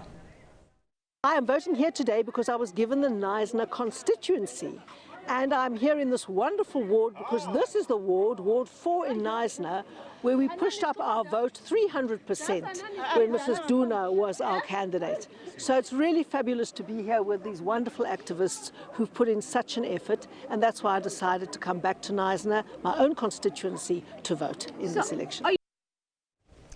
Politicians have been encouraging eligible voters, those who've registered, to go out in their numbers to cast their votes. Leaders from different political parties were all in different parts of the country, also making their marks. Voting and democracy is very important in a nation because it provides people an opportunity to voice their opinion and vote for leaders of their choice. And for those leaders who want to be voted into power, a moment of truth. Leaders from different political parties around the country also pitched their votes. In Pretoria, the UDM leader Bantu Olomisa encouraged South Africans to show their gratitude for democracy by coming out in their numbers to vote. It's always good to get this opportunity to participate in developing this project called Democracy of South Africa. And I'm happy that I'm going to vote today. And I see that the lines are getting longer, ready to vote. It's gratifying to see that people are still supporting this project. ACDP leader Reverend Kenneth Mishwe and his family mark their X on the ballot paper and encourage South Africans to empower themselves by doing the same. Use your power to vote in order to choose the government of your choice. Do not be like those who are saying, I'm disappointed, I'm not going to vote. And for those who are saying, I'm not going to vote because I'm disappointed, I say to them, it is not every political party that will disappoint you. ACDP will not disappoint you. If others have disappointed you, try the ACDP. Vote for the ACDP for a hope, an excellent, prosperous future. Casting his ballot in Maokeng in Kronstadt, Co-President Musiwa Likota highlighted the service delivery challenges faced by the community there. He wants the community here to vote with change in mind. The municipality is bankrupt. Now that raises the issue that we need to revise the local government system. Previously, that is before we came to democracy, local government was part-time. It was a voluntary service by people who were either professionals, farmers, advocates, and so on. who took their own free time to work for the community. The NFP leadership called for change, saying it was time for the ruling party to exit power. Kwamagwaza Msibi cast a ballot at Tengisangaye Primary School in Ulundi. We are very optimistic as the party that we'll do well in these elections.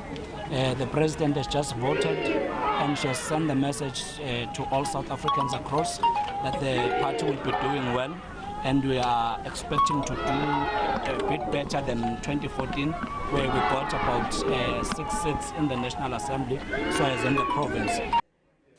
Freedom Front Plus Dr. Peter Groenewald says he's impressed at how this morning's rainy and cold weather did not deter people from heading to voting stations to go cast their votes.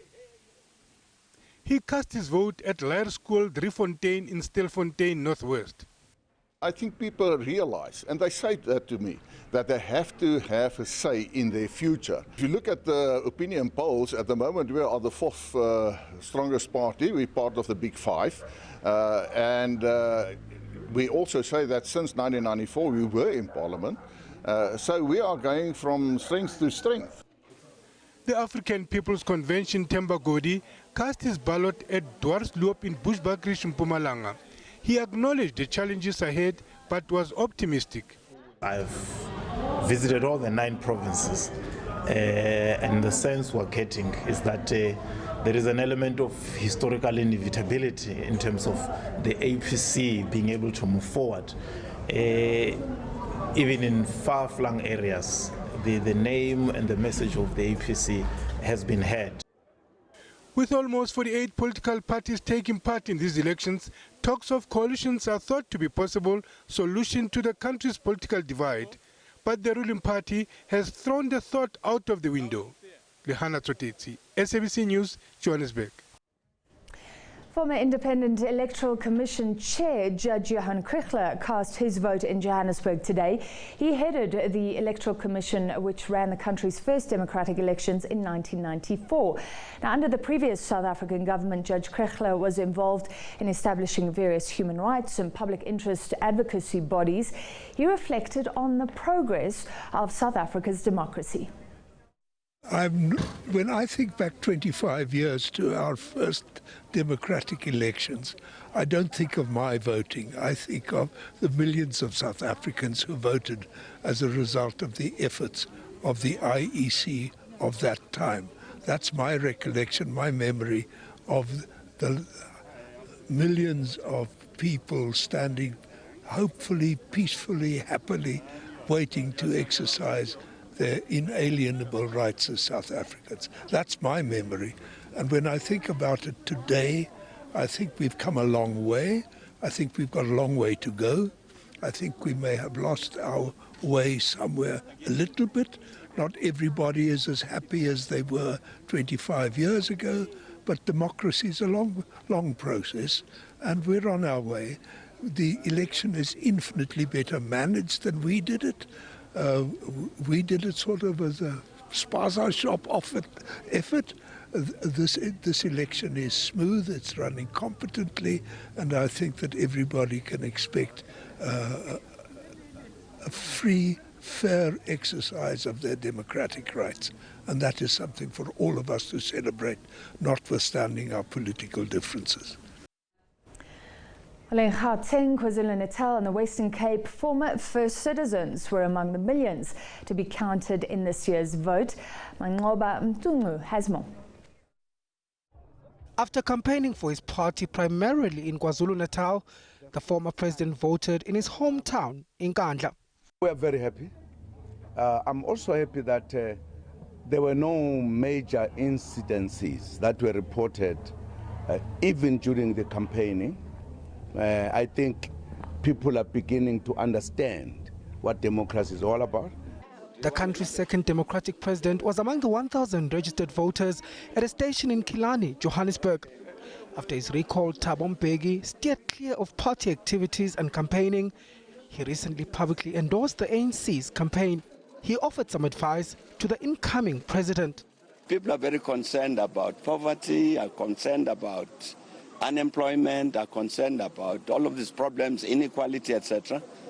And therefore, I think whichever party gets elected nationally or provincially, those parties have got a very heavy responsibility practically to live up to the expectations of the people with regard to those matters.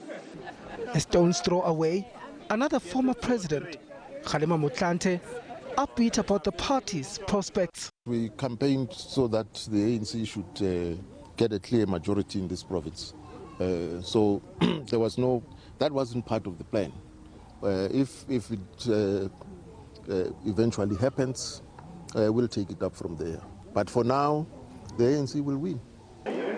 A former deputy president and now executive director of UN Women returned home to cast her ballot. Well, I don't expect things to change overnight, but I hope there will be momentum towards change. We're dealing with a lot of service delivery protests.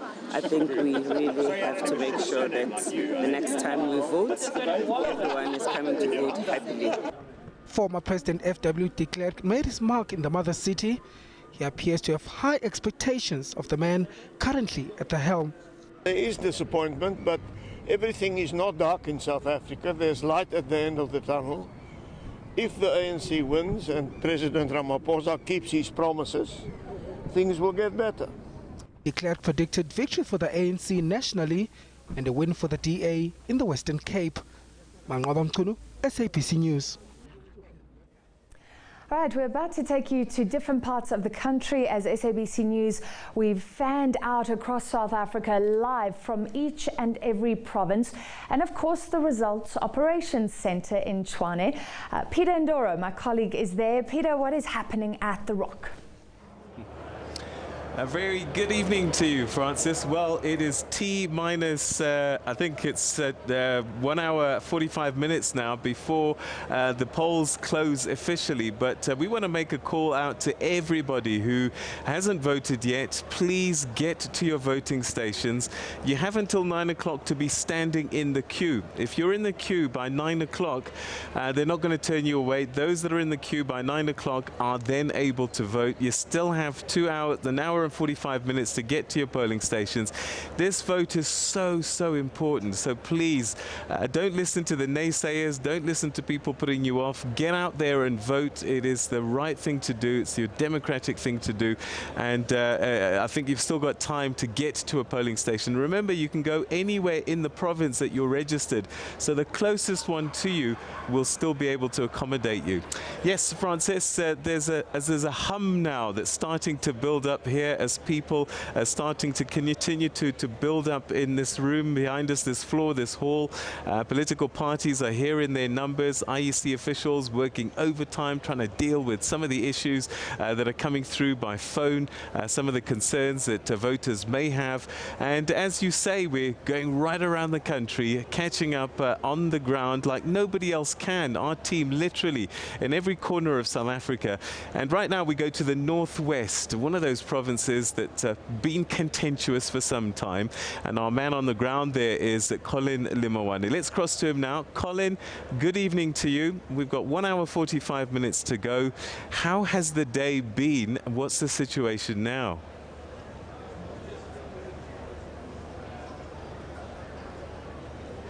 Well, Peter, the sun has set on the northwest province, but the business of the day has not yet been completed because people still have until 9 p.m. to cast their vote. Well, this day started very slowly with the rain in the morning. So many people were soaking wet and they were delayed in their homes as they couldn't walk to the polling stations. But when the rain stopped and the sun came out, then they went to the voting stations in their numbers. I've just returned from one polling station, which is a stone throw away from where we are now, which is the Mabato High School voting station.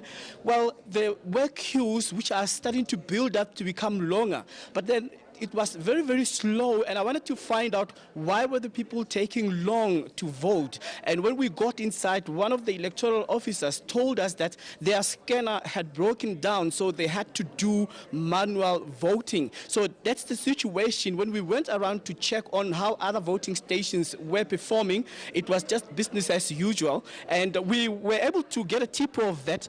In some areas of the Northwest, there were employees of certain bakeries as well as chain supermarkets who were not released to go and vote during the day because their employer said that if they left, they would be in trouble. So then when we spoke to COSATU told us they were also getting reports that some farm owners didn't want their workers to go to vote. And when I spoke to Mr. Solu Petwe this morning, he told me that they were going to investigate that, and it is actually, the breach of the law and violation of the workers' rights so that they can be able to vote for the day. So the area of Mahikeng, Klerksdorp, Volma, Randstad and Lichtenburg were under the spotlight concerning this behavior of some employees, and we were told that COSATU is planning to take action against such employers. And at the moment, we had some pockets of resistance from areas that I will mention just now, but there's an irony in the Northwest where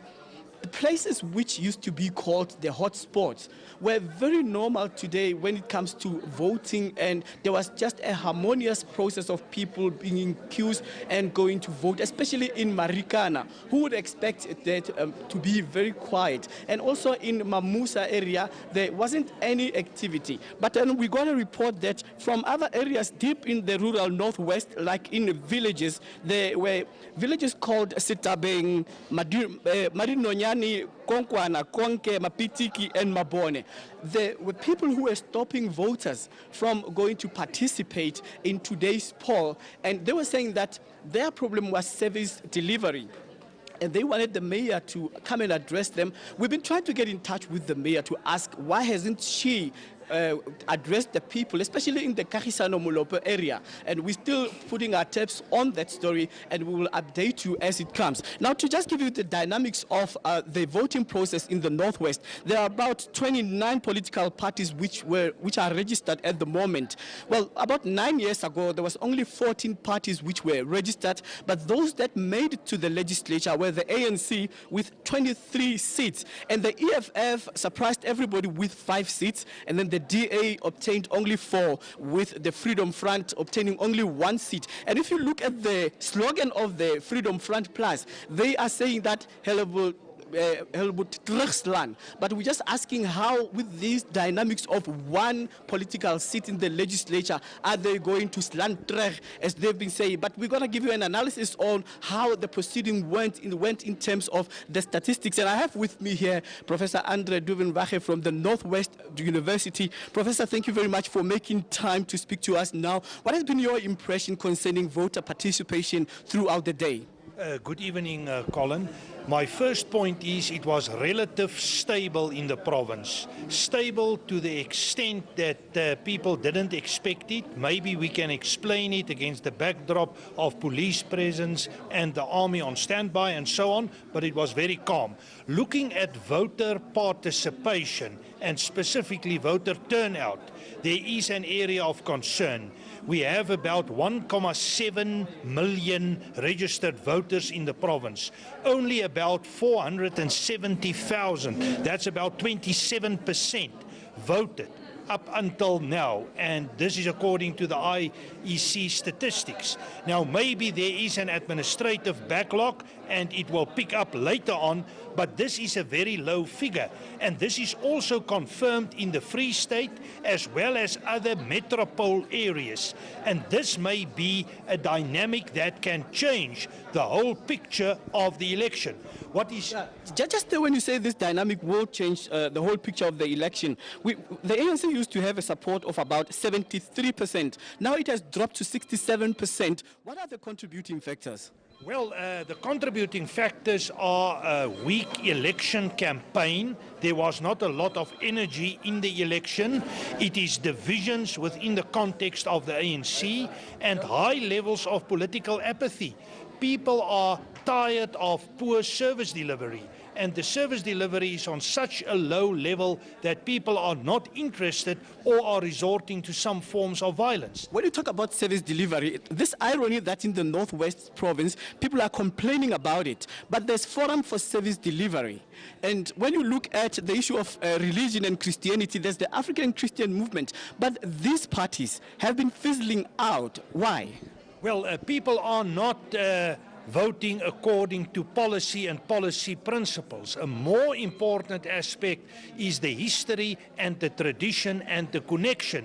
If you are devoted to one party, you will keep to that party. And that is very clear in the history of elections in South Africa. And that is also applicable to Christians in terms of the ACDP as well as other groupings. You are voting according to your tradition. Professor, there's this concern that political parties, especially on the opposition benches, are performing dismally. What do you make about the DA's 4 seats and the Freedom Front Plus's 1 seat? Where is the white, colored and Indian vote going in the Northwest? Well, that is an open question and we wait to see for it, but my assessment at this point is that the minorities will either vote Democratic Alliance, Freedom Front Plus, ACDP or maybe COPE. Now, these parties are in competition with each other about this vote. But the interesting one at the moment is the dynamic within the ANC. If the voting percentage is as low as the indications are, then this make the proportion of support of the smaller parties bigger at the expense of the ANC. Right, Professor, thank you very much for making your time. There you have it, Peter. Just a synopsis of voting today. Out of the 1,700 voting stations which will close after 9 p.m. this evening, we will keep tabs on that story and we'll give you an update later. Back to you, Peter. Colin, thanks very much indeed. So that's the situation in the Northwest Province, and that's one province actually that people were concerned about ahead of the elections in terms of security and potential disruptions. And this is why the police decided in deploying 51,000 police officers across the country. There were certain areas that they said we need to take special care of, and Northwest was one of them, KwaZulu-Natal was one of them. And to find out exactly what's happened on voting day today, I'm now joined by the Deputy National Police Commissioner General Setlatle Masemula. Thanks so much indeed for joining us. Welcome to the program. Thanks. All right, so give us your view in general terms of the day that's nearly coming to an end in terms of voting. Have you been able to manage everything? Has it been peaceful from a police point of view? Peter, I think as the national joints, which is a security cluster consisting of all of the security department, which SABC is one of them, we were able to deploy countrywide 51,000 plus police at voting stations. There were some teething problems there and there where either the road to the voting station was blockaded, which some stations open a little bit later than the expected time. But at the end of the day, all voting stations have opened. Even those that opened very late in Beckville area in KwaZulu-Natal, they eventually were able to open. And I must say, they couldn't open because of security reasons, because security was sufficient. But we were able to deploy countrywide all the forces for the voting stations, even reaction forces that are patrolling the areas, making sure that there's stability in the area. They did deploy countrywide. So we are aware that there has been problems there and there, but in general, we say the security deployment went very well, and we think the community should be also happy.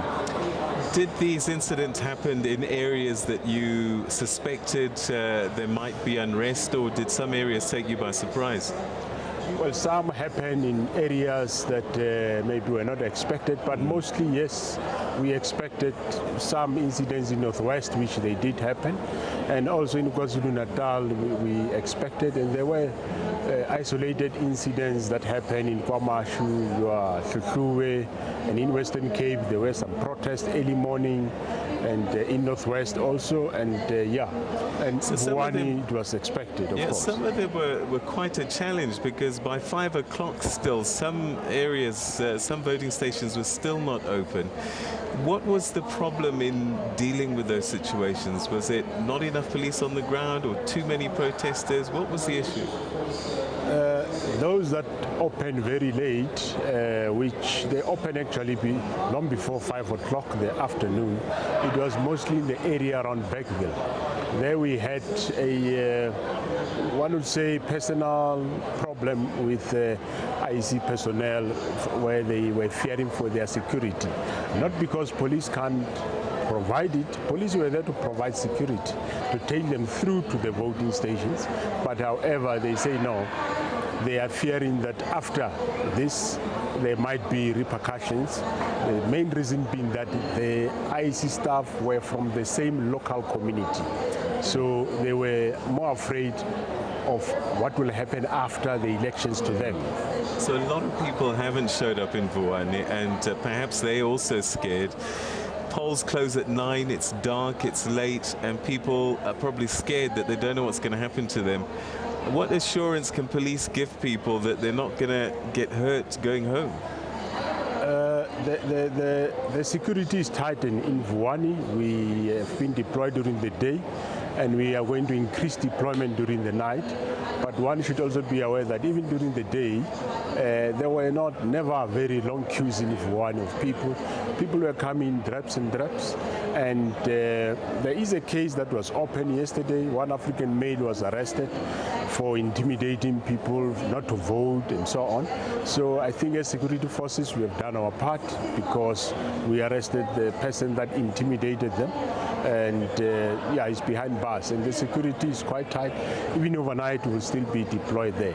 But one really can't say people they are scared of going there because there is no security. Security is quite sufficient. Maybe it's up to them whether they want to or they don't want to go and vote. So we've had some disturbing incidents in the last couple of days.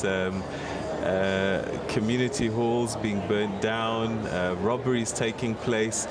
Have you put security in place to make sure we don't see that at this critical time, where the boxes have got to be secure and the counting process has got to be secure?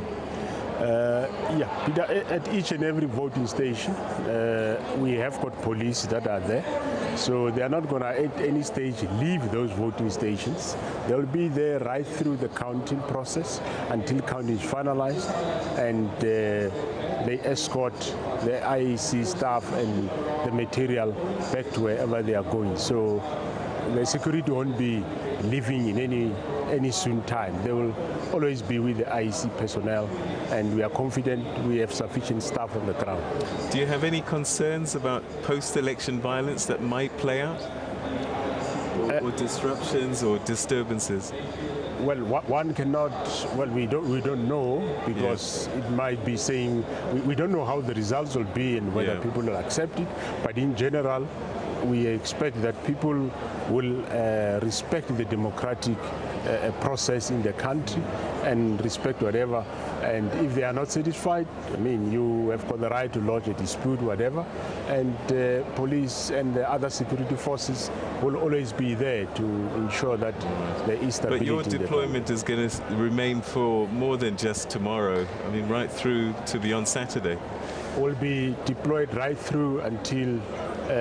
Remember, after the results are announced, there is a lot of festivities and so on. So we will still be there to police, make sure that there is peace and stability in those festivities that people will be holding. What's been the biggest challenge for you strategically to put all of this together in terms of having a security operation in place? Is there anything different to these elections, or has it been similar to previous ones from your viewpoint? There is not much big difference, except that certain areas there were some teething problems, which in majority it was people protesting. And I mean, people have got the right to protest in terms of the constitution, but of course the only problem is that they were protesting violently. But in general, I think we planned quite well in advance to secure these elections, and I think we are quite. We have done well up to so far. Yeah. Even those protests, we were able to police them. One should remember that as people with the right to protest, any group of people that are protesting, you can't just get there and start dispersing them. There are processes that you need to find out what is happening. But it is against the law to protest, demonstrate on election day. So everyone who's doing it today was breaking the law. Did they get arrested for that, or were you more managing it and saying go home, leave peacefully? There is, the last 3 days, there is a lot of people that have been arrested for doing that. Even today, there's a number of people that were arrested for doing all these violent protests. So that's why I say I think as security forces, up to so far, we have done well.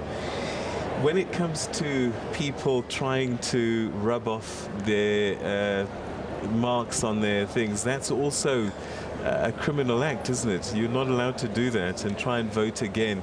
Is there something that the police gets involved in at this stage, or do you wait for the Electoral Commission to bring those people to you? How does the process work? Well, if you get caught that you try to remove the ink in order to vote again, definitely you must know that you are in for a big trouble. We are going to arrest you, we are going to prosecute you, because that is not allowed, and definitely we will definitely make sure we arrest those people. Have any cases been brought to attention as yet? There is one case that we are busy investigating within Gauteng province, where somebody alleged that he have removed that. We know the person, we are busy tracing the person to ensure that whether is it true or not. And if it's found that yes, he tried to do that, definitely he'll face the full might of the law. He will sleep behind bars tonight. All right. So does it become a crime when you try and vote again, or if I try and rub it off now and not try and vote again, when does it become a crime? Only when I try and vote again, or the trying to remove it today? Still, is that a crime? Well, if you want to vote again, you want to vote twice, that's a crime. Okay. So definitely you will get caught up, you will definitely be arrested. All right. So what in closing, what word would you like to share with the general public now, with just over an hour to go now before voting? Maybe to reassure them. What I would like to say to the people of South Africa is that the police are out there to ensure that you exercise your democratic right to vote. So respect them. They are not there to cause problems with you. They will respect you, but in return also respect them and exercise your right to vote in a peaceful manner. And they will always be out there to make sure that all the inhabitants are safe. General Masemola, thanks very much indeed for joining us and sharing us with us your view of what's happened today, and we're grateful for the work that your team has been doing on the ground. Thank you so much indeed, sir. Thank you, sir. Thank you. All right. All right, okay, so that's where we're going to leave it for the time being. Still lots more to come, but again, I can't say it enough times. You've got just over an hour and 25 minutes to go before the polls close. Get in the queue. If you're in the queue by 9 o'clock, you still can vote. They'll close the perimeter behind you, but you'll still be able to cast your vote. It's too important for you not to do that. So go out there and hashtag I voted. Francis? Thank you very much, Peter. Well, let's see what's happening on the ground. We cross to our reporter Zimkita Maqinwana in Transkei in the Eastern Cape. Zimkita, tell us if, it's late, it's dark. Are there still people voting? What's happening?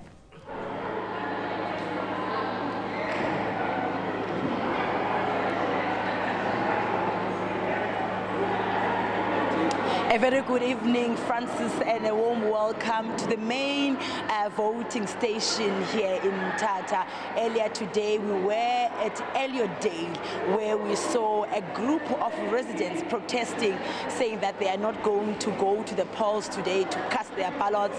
They are saying that they are frustrated by the slow pace of service delivery to that area, and 3 voting stations in that area were affected. Even though they were open, people could not be able to go to those voting stations to cast their ballots. We're just going to show you the current situation here in the Mthatha town hall, where more than 4,000 people were recorded as people who are registered to come and cast their ballots here. And as you can see, people are still trickling in, using the last hour that is available for them to come and cast their vote. But we're just going to speak to the locals here and ask them why they had to wait until the last moment. You had from 7 o'clock right up to 9. Why did you choose to come at this hour? Inkosi sisi oqala manibulele okwesibini bensisemsebenzini siphangele kodwa ke kwanyanzela masileqwe ngoba besingafuni basiphoso lelithuba sizovakalisa uluvo lwethu ngoba sivotile ngoku sokwazi noba sicomplaine ngoku kwinto ezenzekayo uba sithi hayi xa kubuza ba did you vote uthi ewe ndivotile and I have a right to complain. So what are some of those issues that you want as a young person to be addressed after the election? Enkosi okokuqala ubukho wabona kwenye game apha sicomplaina singamagqwetha lapha eMthatha sitoyitoye umsebenzi wethu uyathathwa usiwa abantu abamhlophe thina singabantu abamnyama sijongola phansi as if we are incompetent to do umsebenzi. So now we want the government which is going to emerge after yonke lento lena to take into consideration that black people are competent just like our counterparts abantu abamhlophe. Okay, thank you so much for your time. I've got another young person here on my left who's going to tell me why he is voting, and he's smiling. You just cast your ballot now and you look excited. What is it that excites you after you've made your mark? Oh, thank you very much for this opportunity. First and foremost, I'd like to say that because we're given this opportunity once more, it's appreciated. We thank the current government for doing that for us. It's much more appreciated. What is it that you want as a young person residing in Mthatha to inspire young people going forward, for young people who come from this area to say they take pride coming from this area because of 1, 2, 3, and 4? Okay, number one, I'd like us to have environmental initiatives whereby we can reduce the littering, because people coming from outside, they come and they do as they please. There's no laws or anything that restricts someone from doing his here in Mthatha. Number one, crossings, robots, people should learn more about those things. Those things should be brought back to schools for people to learn. Old people should be taught as what happens in town, the way a city should be run. Number three, take away containers and all these things that there are in town. Actually put in structures that municipality can design for people that they can rent from municipality and actually pay municipality. You understand? Yes. Okay. Number four, are we going into the infrastructure part? Things that I believe that municipality should be focusing on, and water, service delivery, potholes. Hey, we're dying. It looks like your vote is really going to say much for you. You want a lot of things to be changed here. Yeah. Those are some of the views of young people who are still making their way into this voting center, making their mark, saying, "Excel, this is my choice." And we know that in various areas like Tsolo and outside Mthatha, a number of tents have been blown away by strong winds and rains that took place around 7 o'clock. We are told that IEC officials are trying to pick the pieces together of the ballot papers in those areas that are affected, but no people were in those centers to vote, and no one has been injured. We are told by the weather services people that the weather is going to change a bit in the next 2 hours or so. So people should quickly make their way to voting stations, and we all know that we have until 9 o'clock for South Africans to continue going to those voting stations to make their mark. Mthatha. In the Eastern Cape, that was Mkita Macingwana. Now, we'll take you to other parts of South Africa. We're keeping a watch on all the provinces. It's just over an hour to go. If you'd like to go and make your mark, remember this is the will of the people. It's the people that count. And at 5 o'clock tonight, the overall picture from the IEC was that things were going very smoothly, but 5 voting stations had not been able to even open because of service delivery protests and some disruptions there. We'll talk about that after a very quick break.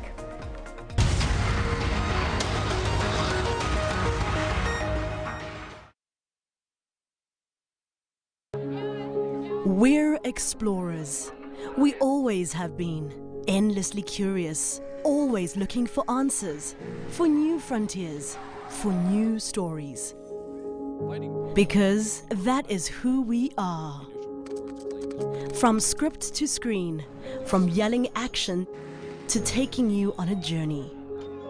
Radio producers, script writers, on-air presenters, news reporters, sports analysts. We spend late nights creating captivating storylines and earlier mornings keeping you informed, educated, and entertained. For us, it's not a job, it's a calling. We do this and more because you do your part. SABC TV licenses, made possible by you. Try and tell funeral plans. It's your final gift of love. I chose the clientele funeral plan because it's affordable and suits my budget. I chose clientele because they are an original. They've been around for a long time, and I know within my family are in good hands. I'm a farmer, and I'm a businessman, and I know a good deal when I see one. Clientele is a good deal. Clientele is the name I trust. SMS plan to 31043 and we'll call you back.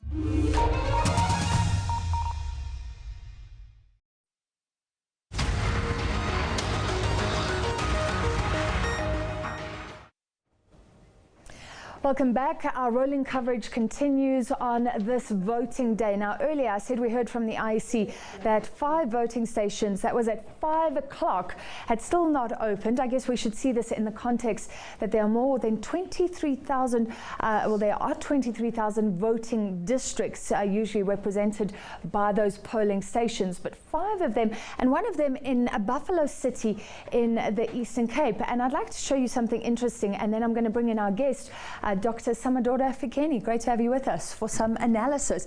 So let's look at Buffalo City. We've got some demographics, and you can find this for yourself. This is Wazi map. So just some interesting things. The median age in Buffalo City, 25, so that's a young population. Nearly 1 million people living there. And some interesting stats down here in terms of households that are in formal dwellings, nearly 25%, so 1 in 4 living in shacks, although their earnings aren't awful, 29,400 annual average household income, which aligns with the rest of South Africa.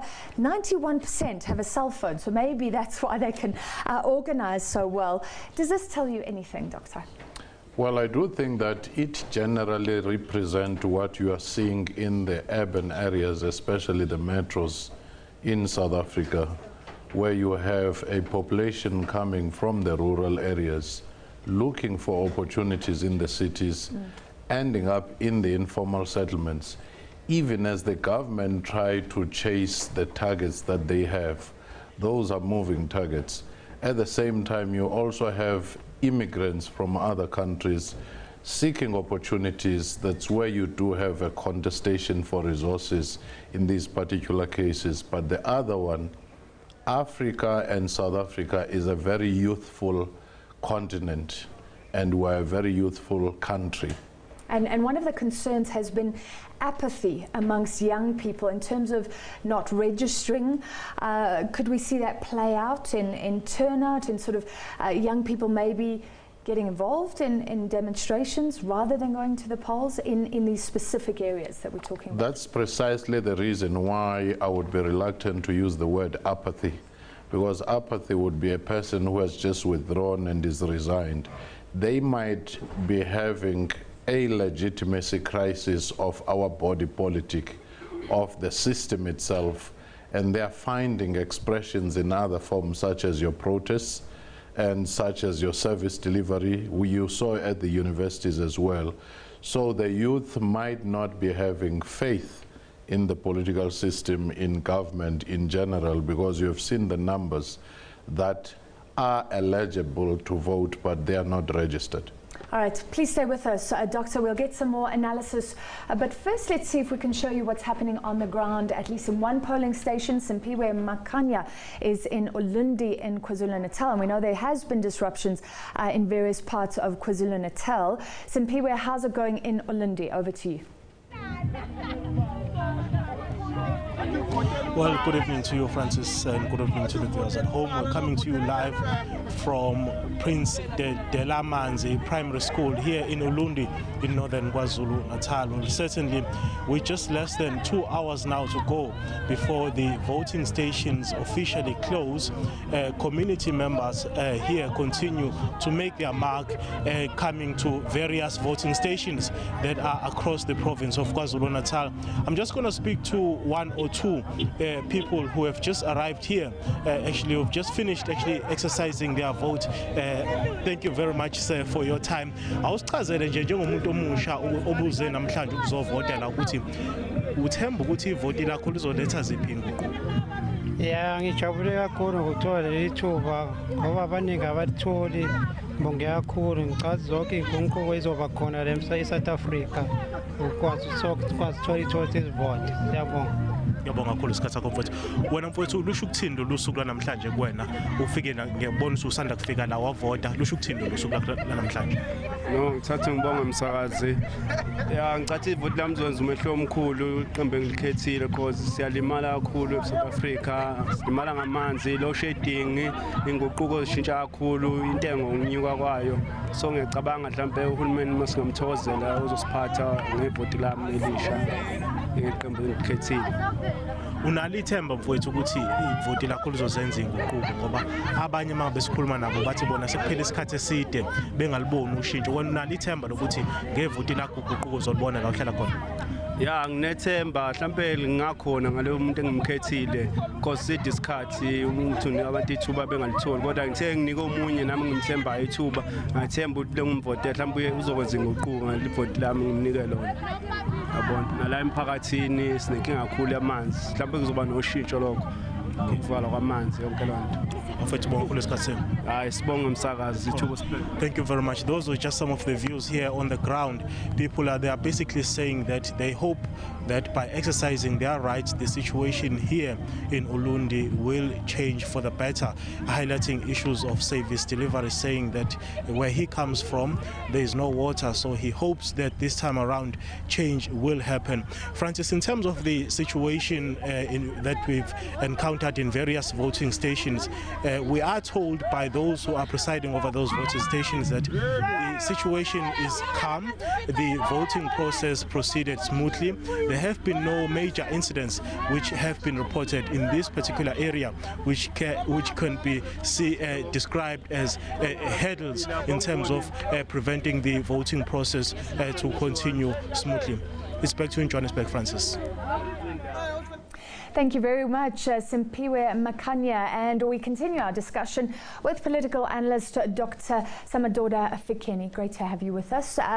So we were talking about those trouble spots, the IEC saying 5 voting stations still not open by 5 o'clock. I think by 4 o'clock there were 6, so they got one of them opened. A journalist asked one of the top officials, why are you comfortable with 5 in the big picture? How important is it? Well, I do think that if you look at the disruptions in the past and irregularities, this has been relatively, solidly organized election without many disruptions. Remember, we had Khutsong, we had Vuwani previously, we had many other places. So right now what you are seeing is that those trouble spots were already known, identified, and there has been a response in the Northwest. They started earlier with the special votes. Therefore, police were able to go and manage the situation. So in relative terms, when you look at the full population of the voting stations, you wouldn't say it is a major hurdle. Something else that came up in some of the stations, apparently the ink is quite easy to take off. Mine seems impossible to take off today. And it seems like that system that checks where you're registered is not linked to any live system. So there could be manipulation. But the big question is, has our electoral process ever really come into doubt in South Africa? I do think that we rank as one of the countries around the world, even comparing with countries such as USA, with one of the best electoral systems, because you are able to involve different party agents and you do have an independent electoral commission, so it's generally credible. And we also have a very vigilant media and social media, for that matter. If you happen to have any anomalies, where they have been identified, actions have been taken. I've seen around and compared different electoral systems and irregularities. You'd be surprised that even some of the most advanced, well-established democracies do have serious flaws in both their traditional systems and their new electronic systems. I guess there will always be a human element. You can't have a perfect electoral process, because you could have those demonstrations, etc. And just to let viewers know, there is a clip going around about that IEC official caught sort of sealing boxes alone. He should never have been alone. You are meant to have party representatives there, other IEC officials there, and the IEC has taken action saying that nothing untoward happened to those ballots, but it has replaced the area manager there and the station manager. Please stay with us, Doctor. We'll continue our analysis, but in terms of disruptions, we're hearing about another one. Scores of police have been deployed to the Sunnyside voting station in Pretoria. Let's find out what's going on. Our reporter Sipho Stuurman is there. Sipho, what happened earlier?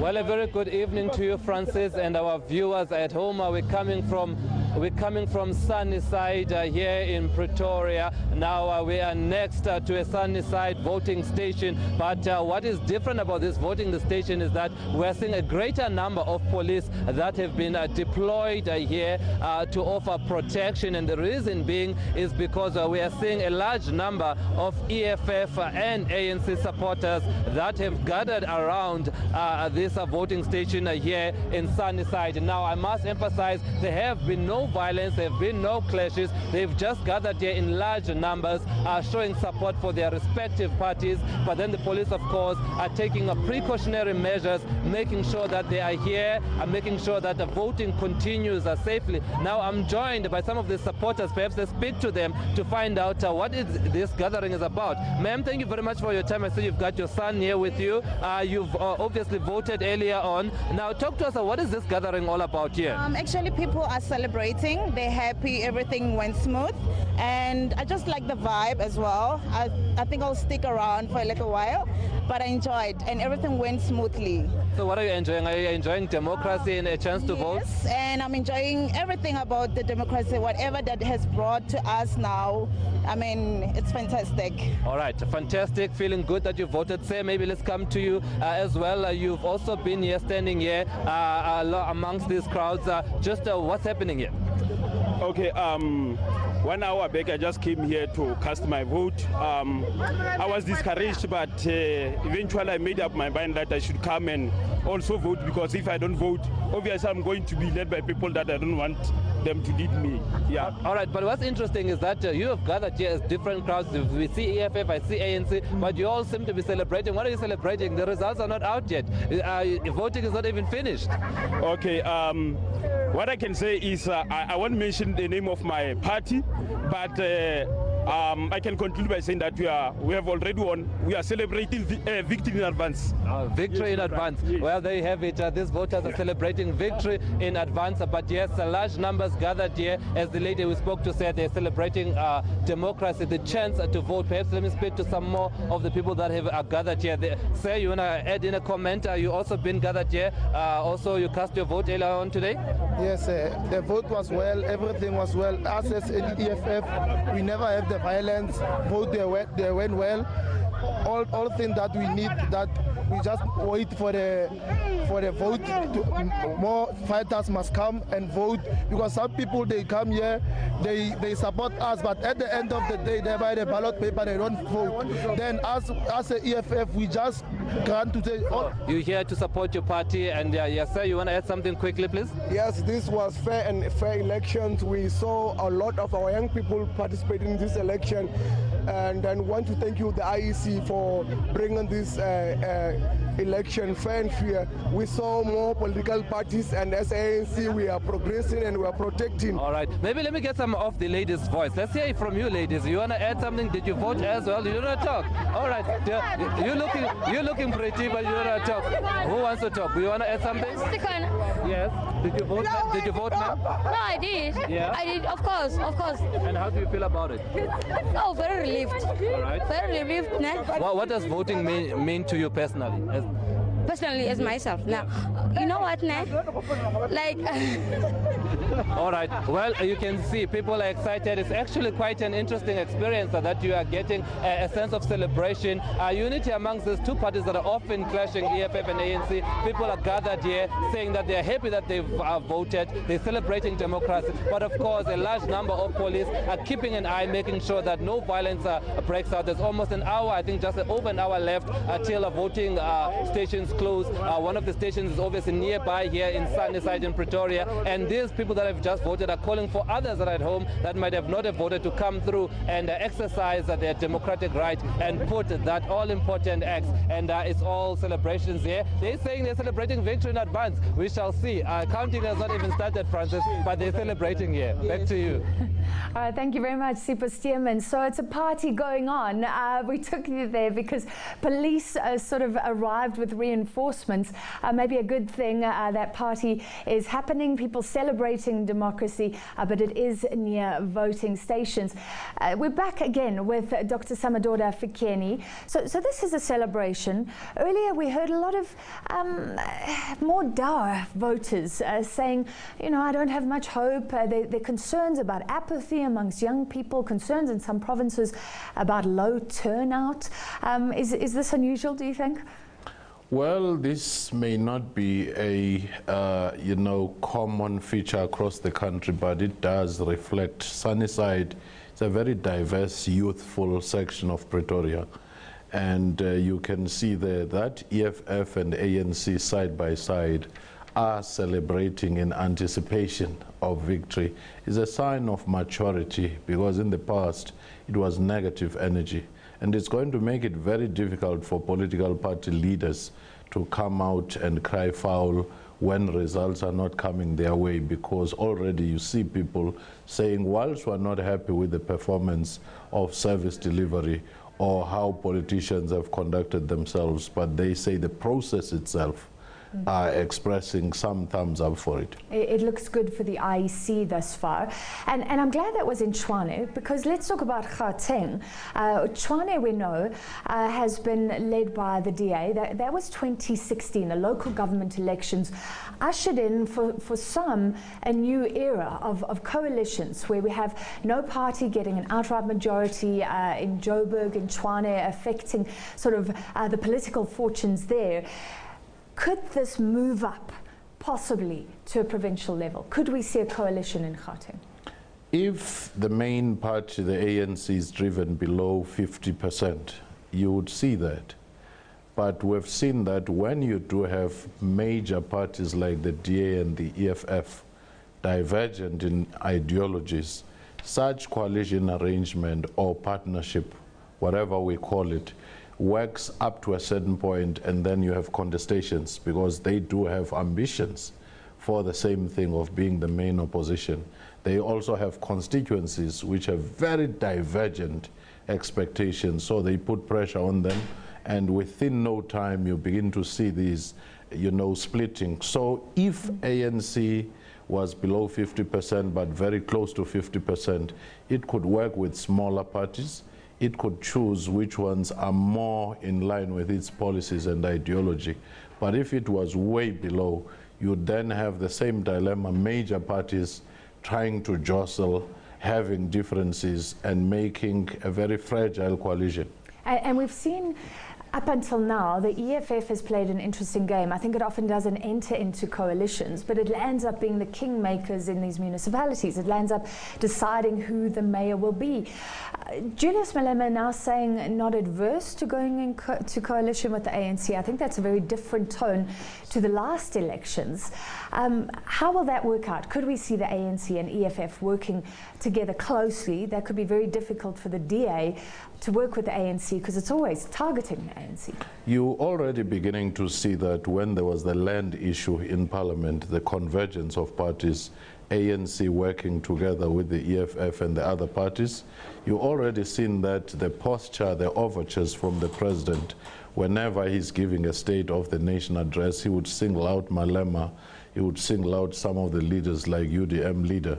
So you may begin to see a shift if there was a need for a coalition, where you see some parties which otherwise would not have imagined themselves working with the ANC of Jacob Zuma, saying maybe let's open ourselves to working with the ANC. How much stock do you put in polling? We've seen a lot of predictions generally pointing to the ANC losing support, the EFF gaining support, maybe the DA sort of somewhere in the middle, possibly losing. Well, polling has been quite impressive to some degree, but once you have many pollsters looking at different variables, you are likely to have very divergent, results. And some of the polling organizations will also be looking at this as a litmus test for them. Ipsos, for example, has been a lot more accurate and closer to the projections. Now you do have many other role players which have come up with very wide margins. So this election will also be a test for the polling organizations themselves, because some of them will get these results awfully wrong.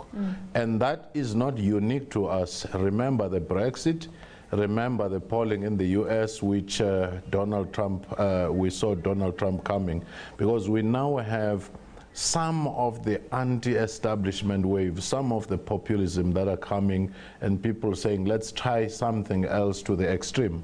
So those might just be some of the things that may be very difficult for pollsters. Small parties, new parties like your ATM, will this time around religion as a constituency, finally give them or yield something which has not happened before?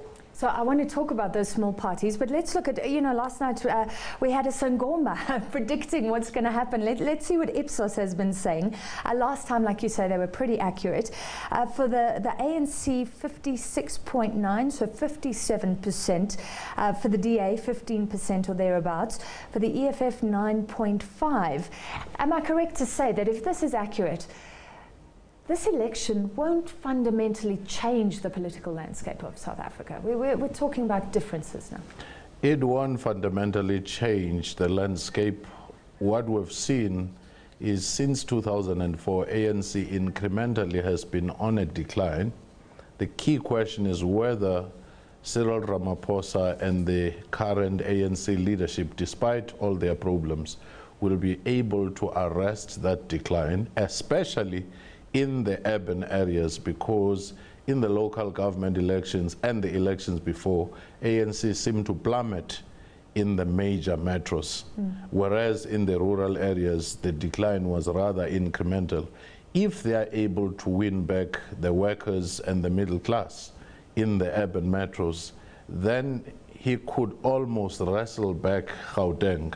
But if that trend continues, it will be bad news for the ANC.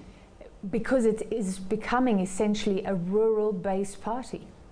Most liberation parties across the African continent tend to be rural-based parties, and they tend to lose traction in the urban areas. But in South Africa, this is one of the most urbanized African countries, like the likes of Egypt and so forth. Should that happen, it would weaken the ruling party fundamentally if they were to lose grasp of the urban vote. And the economic activity happening so much in those urban areas. What do you think, if we look at the big picture, those who looked at 2016, the arrival of coalitions, maybe we're moving away from one-party dominance that has been South Africa's democratic history. Some people say you need a strong party for a while. The ANC has been good, I think, in terms of the death penalty. It's been able to take bold moves in terms of women. Where are we heading, and is it a good direction? Well, at this stage, I do think that we should not take the last 9-10 years as a direction, because in many indications it was an anomaly and it led to fragmentation within the ruling party. In fact, even some of the splinter parties came out of that particular process. The key thing that we're seeing here is that the one-party dominance has been weakened progressively over time. But that has not automatically led to the strength of the opposition parties. DA was growing rapidly, but you suddenly see that internally they have their own challenges within the party itself. So the worst case scenario would be the ruling party being weakened and the opposition parties having their own issues. Therefore, you have a weak state, weak democracy. And the coalition arrangements in the metros has not worked as effectively as it should be, because right now, for economic growth and many other things, stability, policy certainty, and convergence of all different role players towards national interests is the key thing. But a political fragmentation across would be bad news for any other sector. Well, talking about fragmentation, we have all these little parties. I want to just look at them before we go. Let's see if we can bring up some of those small parties. Suzanne Boyson, another analyst, she says that there are too many. They're grabbing. This is opportunistic. People trying to get to parliament. What do you think? Is this good or bad for democracy? And who among these, we've tried to bring up some of the interesting small parties, interests you? I do think that, to me, since some of these are built around personalities, it would interest me if you were to see figures such as Hlaudi Motsoeneng, Manyi, Mklitama, getting into parliament, because they have traditional enemies, they have traditional positions. It would be one of the noisiest and most dramatic parliaments, but the key thing is, will it afford Parliament to restore its dignity and focus on policy issues? Or will we be trapped in the politics of spectacle, of exchanging insults, of generating more heat than light? So that's the danger for you. What do you make of the reports that maybe the former president was involved in one of these parties? Well, to me, I wouldn't necessarily believe each and every one of the stories, but at the same time, I do think that there is a say in German, I can't remember now, if something bad happens to your opponent, even if you are not responsible for it, you will rejoice. So he may not have this, giant hand in a giant conspiracy of everything, but he may signal that I'm not happy with what is happening, therefore some of these parties which have been quite explicit in supporting him, like your BLF, he will be happy to have as many of those, because he's going to be facing a lot of political pressure, a lot of legal challenges. If you have voices which keep saying we still support him, he might just be happy. Let's end with this. How crucial are these elections? 2019, this juncture, 25 years of freedom? These are some of the most crucial elections, because they'll decide whether South Africa, which started very well and fell into very difficult times, especially social and economic, the indicators are so bad, inequality, corruption, and so forth.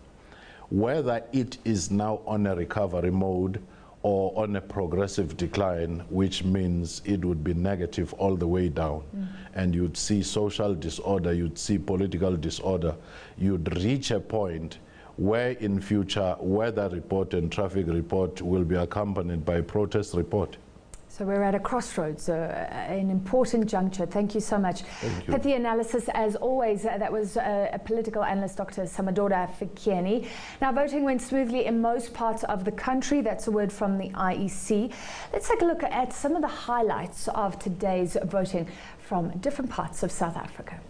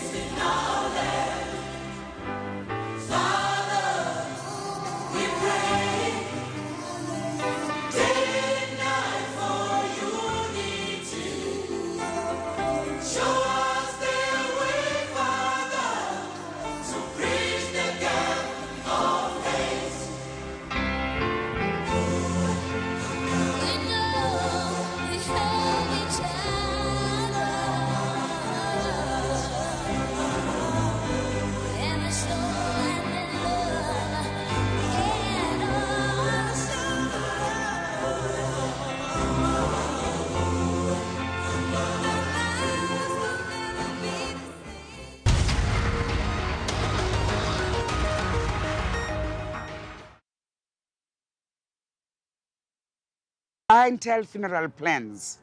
It's your final gift of love. I chose the clientele funeral plan because it's affordable and suits my budget. I chose clientele because they are an original. They've been around for a long time, and I know within my family are in good hands. I'm a farmer and I'm a businessman, and I know a good deal when I see one. Clientele is a good deal. Clientele is the name I trust. SMS plan to 31043 and we'll call you back. This is the SABC News Channel, independent and impartial.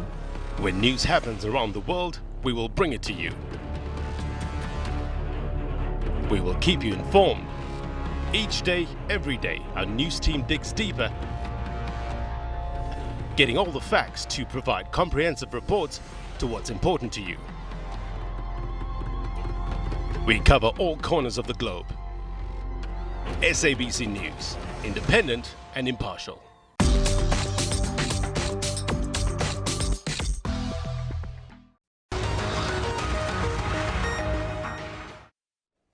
Welcome back. Our rolling coverage continues. Voting Day, national and provincial elections 2019. I'm Frances Hurd, and we're coming to you live from Johannesburg and also from Tshwane, where Peter Ndoro, my colleague, is standing by at the Rock. Peter, over to you.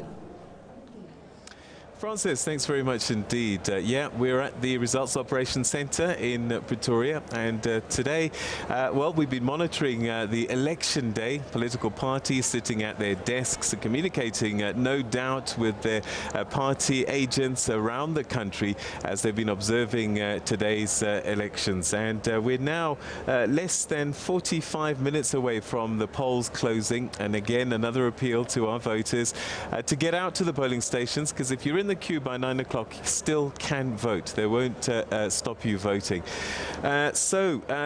We've been watching all sorts of things, and this beautiful screen in front of me here, perhaps the camera can get a look, and what it tells us are some of the things that have become important to people on social media at the moment, and the bigger the words on the screen means it's getting the most attention in the tweets. And so SA Elections 2019 looks to be the biggest mention on social media at the moment, and in there you'll find other things like 2019 elections, vote BLF, geopolitical, you're seeing Kula DA, I voted ANC, or all sorts of other things, which is interesting. Responsible citizen.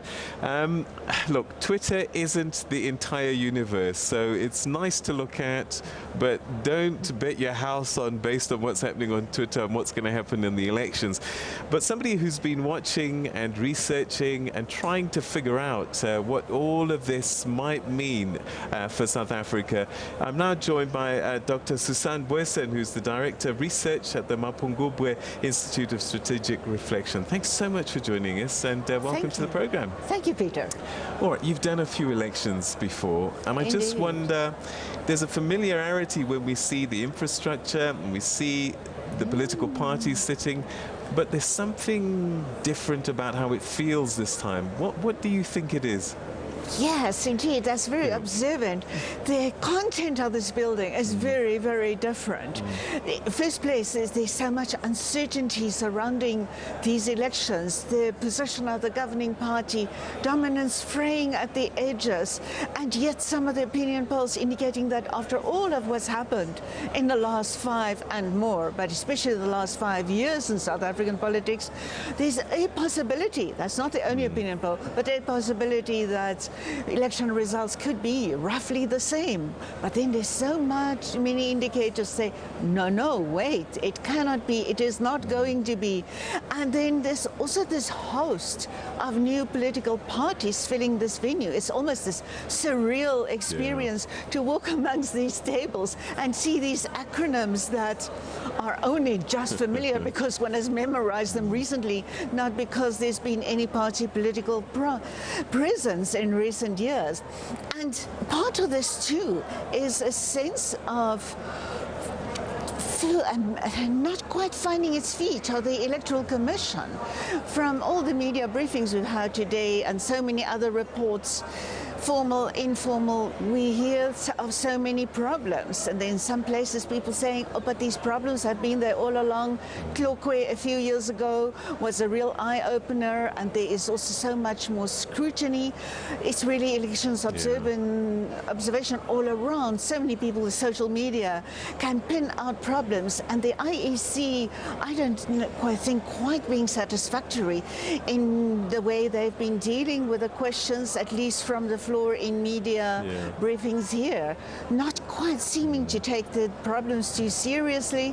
And we wonder, with so many new participants on the floor and in the party political electoral game, whether they are not going to be shouting and screaming later on about things that have gone wrong technically, administratively in this election. What sense do you get in terms of, at the end of the day, whether we can say that the vote was free and fair? Because ultimately that's the key.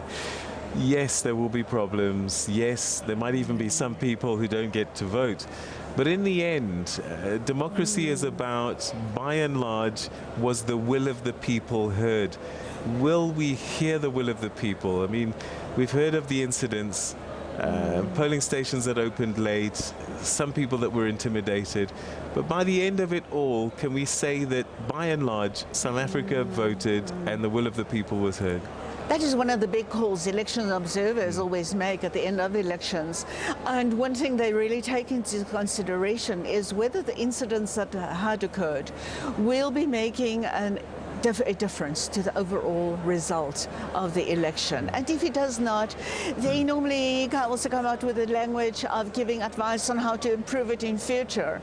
But so many South Africans being so articulate and having so much access to media and expressing discontent, that it could be a question of meeting those halfway. And we know that the Electoral Commission, as I've been told in some interview I did this morning, has also taken care. They expect more complaints, objections in this process. Also from some more inexperienced parties that just want to have absolutely every vote to be absolutely technically correct, and not having been experienced in this whole process. But the IEC having up their infrastructure, their appeals process, their complaints process, to be able to deal with that, and saying yes, there will be an election result, and a good one to declare come Saturday. So by tomorrow night, I think we'll have a good idea of trends that are forming and perhaps which way the results are going. I think people generally are starting to feel as if, you know, these elections, no matter what happens, South Africa will never be the same again. What do you think might be different as a result of these elections?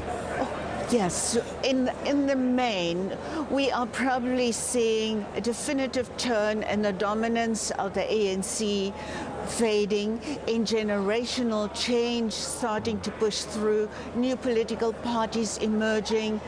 And interestingly also, we're going to see path breakers on the differentiation between ANC elections and national elections like these, because there was such a big moment in Nasrec and the ANC elections, and so much change came through that, and I think many voters feel they actually already know who is likely to be president, who is likely to be in government after that big change in the ANC.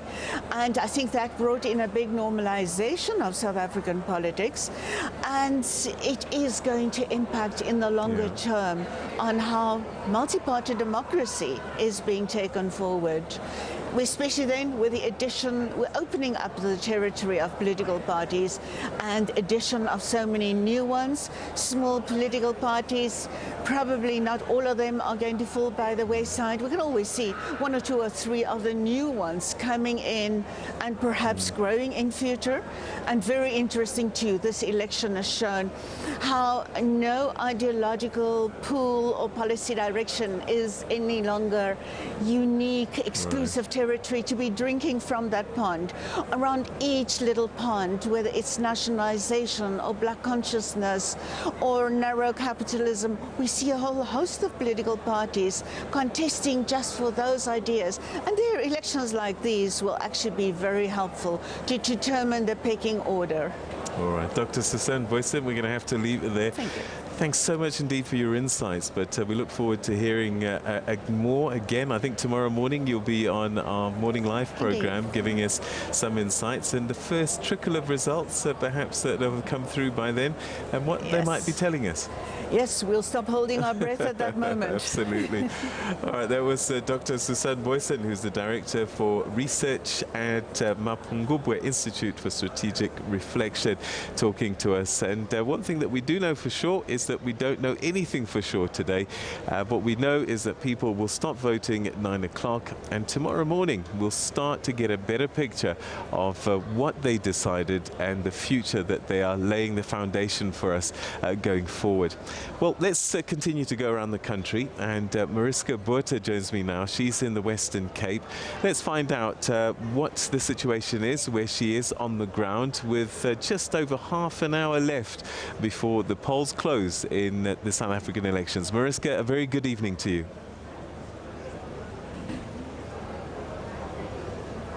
Good evening to you, Peter. Yes, we're in the final stages now. I'm looking at the clock as well. This side it says just over half an hour left. We're in the Hermanus Municipal Building, where I think sort of things are wrapping up here. This is one of the polling stations where there was a steady trickle throughout the day of IEC officials telling us that it was busy throughout the day, but in bursts and slow trickle coming in, people voting steadily. And that is the kind of sense that we got across the region where we are deployed in the Overberg. We started this morning in Zwelihle, just outside Hermanus here, where 2 of the 5 voting stations started half an hour late because the scanner didn't work.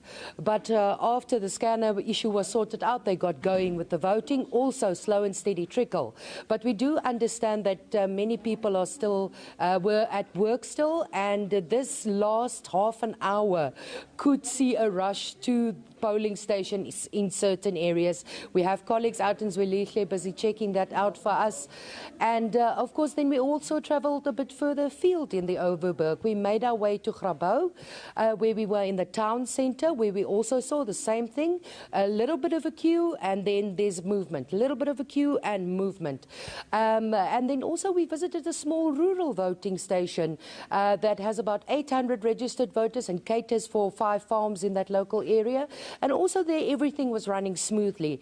I had a chat about an hour or so ago with ISA officials at a provincial level, telling us that in the Overberg region, things have been going well. There were glitches here and there. There were reports of things not going so well, but overall, they said, the last time I spoke to them, that they are satisfied with the progress that has been going in the Overberg region. Like I said to you earlier, we are now back in Hermanus where we started, and this voting station, I think, is busy getting ready to wrap up and close shop for the day. And then, of course, the all-important counting starts. So 9 o'clock, the doors close. If there's no more people queuing to vote, of course, they will allow people to vote who are in a queue at 9 o'clock. But if there's nobody, the doors will close and the counting process will start. And spare a thought for IEC officials that will be staying until the counting process is complete. But in our region, in the Overberg, everywhere we visited, everybody we spoke to, overall, there was a sense of satisfaction about how the day was going. As far as voter turnout numbers, oh, well, like you said, it's a guessing game. At this point, we simply don't know how many people have come out to vote. But like I said, everywhere we saw a steady trickle of people. We also had an opportunity to chat to people as to why they went to vote, what were the factors forcing them or making them decide which way they go. And what we heard from several people is that this time around, which was different to previous times, maybe as Dr. Boyson was explaining there, it was difficult for people to make a decision off the top of their heads. One lady telling us she this time around had to look carefully at what the different party manifestos said and not go the same direction she always usually used to go. I don't know if that is the sense anywhere else, but that's certainly what we heard on the ground here. And then we also found some young people that were voting, telling us they want their voices to be heard, but certainly at these polling stations that we visited, the greater number of people that we saw were above the 35 years of age curve. We don't want to call people elderly, but it's definitely people over 35 that was voting and working people. But of course it differs from area to area. And as the things that motivate people to work, we've heard a few things. Unemployment, access to land, and then safety and security, because for different people, there are different factors that are important for them that makes them decide who they will vote for. But in the Overberg region, the overall sense that we're getting is that things went well. Mariska, thanks very, very much indeed for that comprehensive update on what's been happening on the day in the areas that you visited. It gives us a sense of how South Africans have been voting, particularly in your part of the world. That was Mariska Botha, our reporter there in the Western Cape. All right, let's come back to the Operations Centre here in Pretoria in Tshwane. And joining me now is one of the clever people that behind this application that you've been seeing during the course of the day. And I'm joined now by Vukosi Marivate. Thanks so much indeed for joining us. You're with the CSIR and you've come up with this app, the CSIR Social Media Trends Dashboard. What does it tell us? And then we'll start looking at what's in there. Yeah, sure. Yeah, we worked on this to mostly try to gather kind of the thoughts of what's happening in the public, not really in general, but the ones that are on Twitter and who do tweet on there. And what it is actually doing is just doing some analysis of some of this data that people are tweeting about, and we can keep track of the major political parties. We're tracking about 20 parties at the moment, and a couple of hashtags. Yeah. All right, give us some idea of some of the stories that this thing is telling us. Yeah, so at the moment here, we're showing the last 4 hours or what the top hashtags were, and they've been changing. So you've had like SA elections 2019 throughout the day being the main one, but as time has gone on, you've seen either people when they actually were sharing their thumbs, they say now I voted. A couple of like maybe 2 hours ago, there was just after the IEC briefing, there was a lot of activity that went around the IEC scanners, and now this question of what could be done to prevent fraud at voting stations. And then some of them are tongue-in-cheek that are actually on there, like what happens if DA wins, those type of... Okay. So what else can we find out from these things? Yeah, so we can look at a couple of other things. So one, we can look at which which accounts were mentioned throughout the day the most. Okay, so these are the actual Twitter accounts themselves. So Yeah. Julius Malema is there. Julius Malema is there. IC also is up there, and mostly because they've been fielding a lot of questions today and trying to deal with disinformation.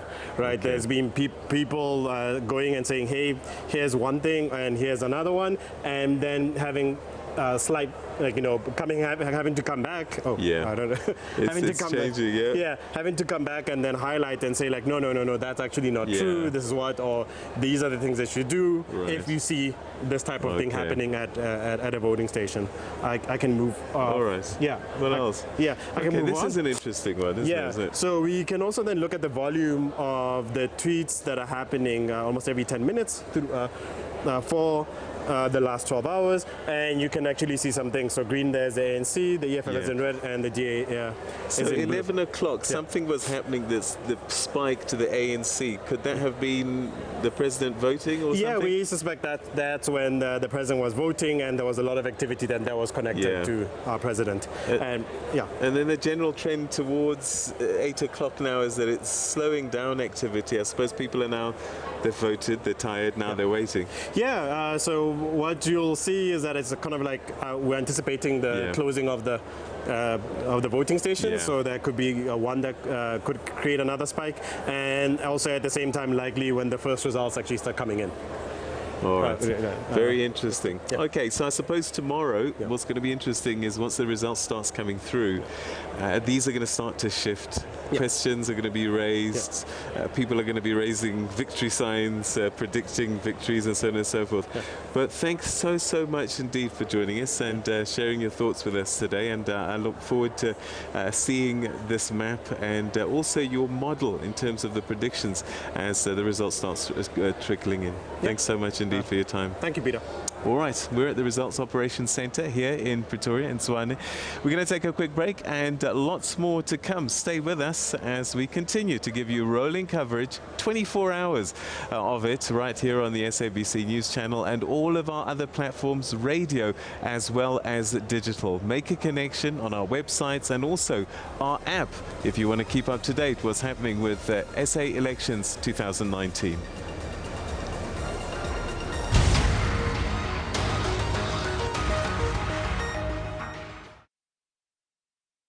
We do not just speak, we let every voice in our nation find full expression in language and in culture.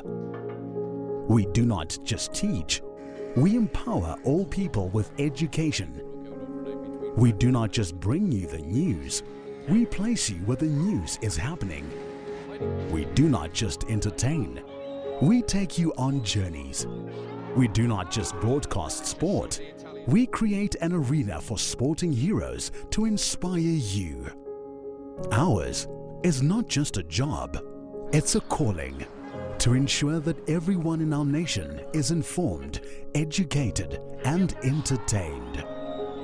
We're able to do this because you do your part.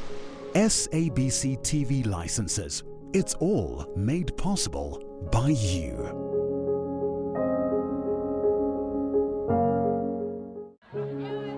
We're explorers. We always have been. Endlessly curious, always looking for answers, for new frontiers, for new stories. Because that is who we are. From script to screen, from yelling action to taking you on a journey. Radio producers, script writers, on-air presenters, news reporters, sports analysts. We spend late nights creating captivating storylines and earlier mornings keeping you informed, educated, and entertained. For us, it's not a job, it's a calling. We do this and more because you do your part. SABC TV licenses, made possible by you.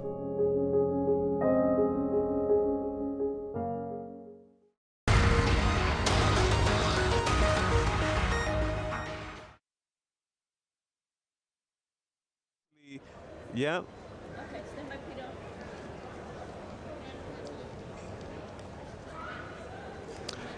All right, welcome back. We're at the Results Operations Centre here in Tshwane in Pretoria, and we're starting to look again at what's happening across the country. And a short while ago, we were in the Western Cape. Right now, though, we take you to KwaZulu-Natal, and standing in the University of Zululand, we have Mlungisi Khumalo. Mlungisi, thanks so much for joining us. You're with young people. A lot of people saying that the young people weren't going out to vote, but judging by where you are, maybe that's not so true at the University of Zululand. Yes, indeed, Peter. I mentioned, and you also mentioned, that I'm with young people.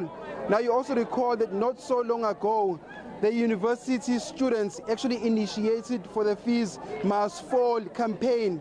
And these are the very same students that called for the presidents of the country to have a no-fee program throughout the whole of South Africa. Where I am currently, there's a huge queue. Young people at the University of Zululand have come out in their numbers to go out and vote. You also recall, Peter, that the university is now a space that a whole lot of political parties are now using to try and garner support. You also recall that not so long ago, the EFF Student Command has also made inroads into the university, as well as SASCO as well. Both students' bodies being aligned to both the ANC and both the EFF. Just to bring you a brief overview as to what's currently happening at Zangezwe, the queue is still there. Young people are still going out in their numbers to vote. But let me try and solicit some views of some of those young people that are going out to vote. Thank you very much for your time. You are going out to vote. What do you hope to achieve after voting? My name is Dr. Andrean Ngosi. What I'm hoping for when I was voting is for the new government, the clean government that won't bring cancer into its body, the cancer which I call the corruption, the internal squabbles that they have, that they are fighting at the top with us. But now, as young people, we know that we form a bigger pie of South Africa, which the unemployed graduate. We want the government to come up with strategies and programs. How are they going to employ these young ones, which they are being produced at the factory, which is called the university? Now, this government, when it wants them to go and present their business proposals, when the business proposal it looks good, they steal the proposals and not fund these students, and we see their proposals being used by other businessmen. We want the government that is going to bring back the land to its people and prepare its people for the fourth industrial revolution. Thank you very much. Now let's get a female voice. Thank you very much for your time. You're a young person. You are coming to vote. What do you hope to achieve? My name is Nothando Kuzwayo. I'm hoping for a socialist government. I'm hoping for a government that's going to stand up for its people. I'm hoping for a government that's going to employ graduates, a government that's not going to discourage or dismantle education as it is. We are so proud that we have an NSFAS already, but we want to be employed. We want to be active in the economy. We want to produce people that are going to be liable in terms of the economy. We are excited. We are voting. We are women. We are students. I see that young people have come out in their numbers to try and vote. How's the mood? How's the enthusiasm? The enthusiasm is there. We are excited, very excited. It's my first time that I'm going to be voting, and I am ready. I am ready to see change. I am ready to be a South African that's going to have something stamped on their ID. I am so excited for the new government, and I want change, no corruption. Thank you very much, Peter. You heard that. Young people making their voices known, saying that they want to be employed. You understand, Peter, that currently in South Africa, we've got the largest number of unemployed youths all throughout the whole entire globe. Peter, over back to you in studio. Well, Mlungisi, thanks very much indeed. That's Mlungisi Khumalo speaking to us all the way from KwaZulu-Natal. And why I said Bulelani is because he's our next guest. Bulelani Philip is in the Western Cape, and I think he spent a bit of time in Khayelitsha today. Let's go to him now, find out where he is, and get a sense of how things have been going as T-minus 20 minutes to the closing of the polls. Bulelani, a very good evening to you. Tell us where you are exactly, and what kind of day our voters have had where you are. Yeah, well, good evening to you, Peter. I'm standing outside one of the voting stations here in Khayelitsha. I've spent actually the past 3 days having crisscrossed most of the Cape Flats townships, and I can tell you that the vibrancy that I've seen here in Khayelitsha has actually exceeded to what I've seen in other areas. Of course, as you've said, it's the final stretch, that last half hour before these voting stations and all those around the country closes. A lot of people have got a lot of anticipation for the people that they are going to put their trust in for the next 5 years. Maybe I can give you a glimpse of the mood and the feelings amongst the voters here. I'm going to speak to one or two voters just to give us a sense of how things went here. Zuko Matolo, you stay here in Khayelitsha. Firstly, let's talk about the election campaign here. How would you describe, how has it been for you? I think everything went very smoothly here. Everything has run very well. I haven't seen anything like any obstruction or violence towards each other. I think all the parties have shown a unity here. All right. And for you as a person, I mean, voting, what does it mean for you? What are the issues that you're voting for? Like for instance, as you know, here in South Africa, there's a high rate of unemployment, and there's a high rate, even the crime is escalating, you see. So I think those things that need to be solved, you see, by whoever took the victory. All right. I'm going to ask you one favor. If you were the president tomorrow, what would you change about South Africa? Look in the camera and tell us, what would you change about South Africa? Firstly, to create job opportunities for the youth of South Africa, because we are the one who are suffering, and also to eliminate crime rate. I think that's where I think they must work on. All right. Thank you so much, my brother. I'm going to move on to our next guest, Bongiwe Ngani. For you, I mean, how would you describe the election campaign? I mean, I'm sure it's been a long time. You guys have been campaigning for your parties. How has it been? First of all, I would like to appreciate this opportunity as a youth name. As I was saying, I would like to appreciate this opportunity. We were appreciating this opportunity because we're appreciating this opportunity because we've been struggling, we've been campaigning for these parties. First of all, I would like to, even if the party wins, I would like to congratulate you with whoever wins, because if you listen to this message, I would like to say we're struggling as a youth, and if you can see, beside the Khayelitsha, as we can see, the South Africa we're struggling because of we have a higher of high crime. We have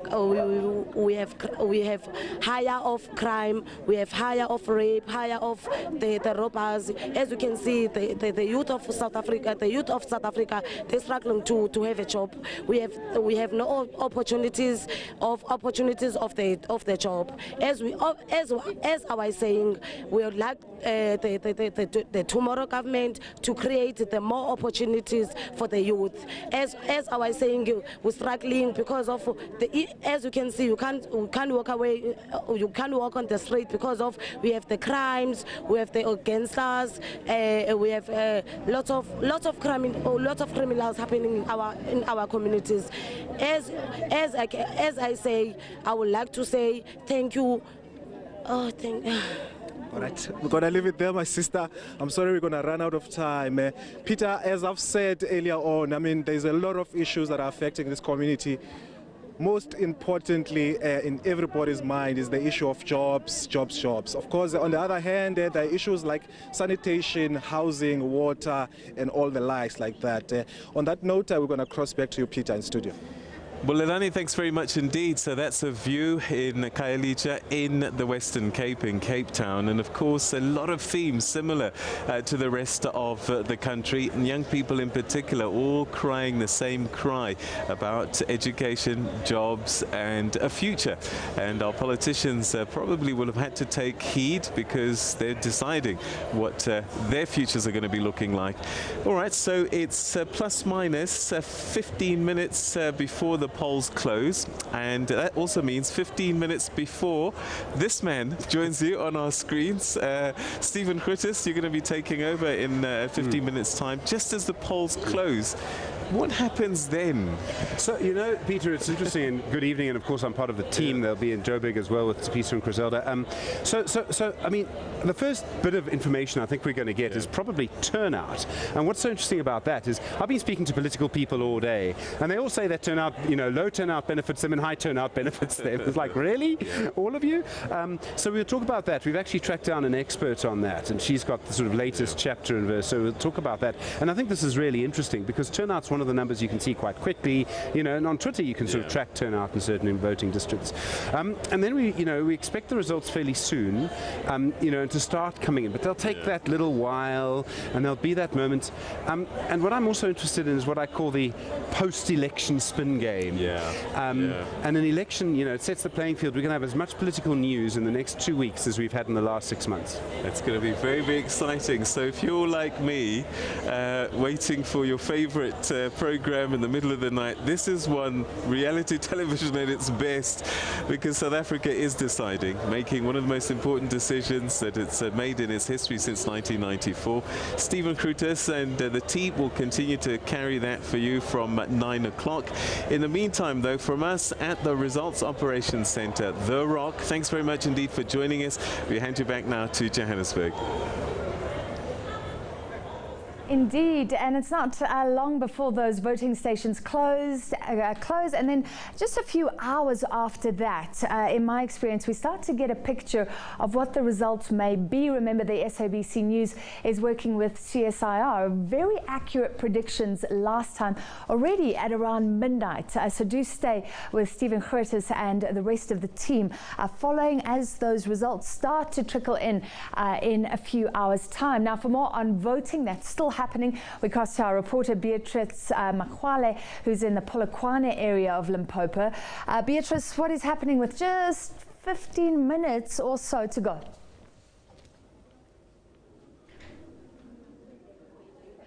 Well, good evening to you as well as the viewers at home. And indeed, today a lot has happened. You know, we saw the EFF leader Julius Malema, you know, casting his vote in Seshego at a school called Mbonegele, where he was accompanied by his wife. You know, as one would expect that he would be accompanied by, you know, his grandmother, but that was not the situation, as we know that Koko Sarah Malema has passed away over, you know, the weekend. And certainly what Malema said there is that, you know what, they will accept any, you know, results that will come. As South Africans, they're the one that have the power to decide who they want into power.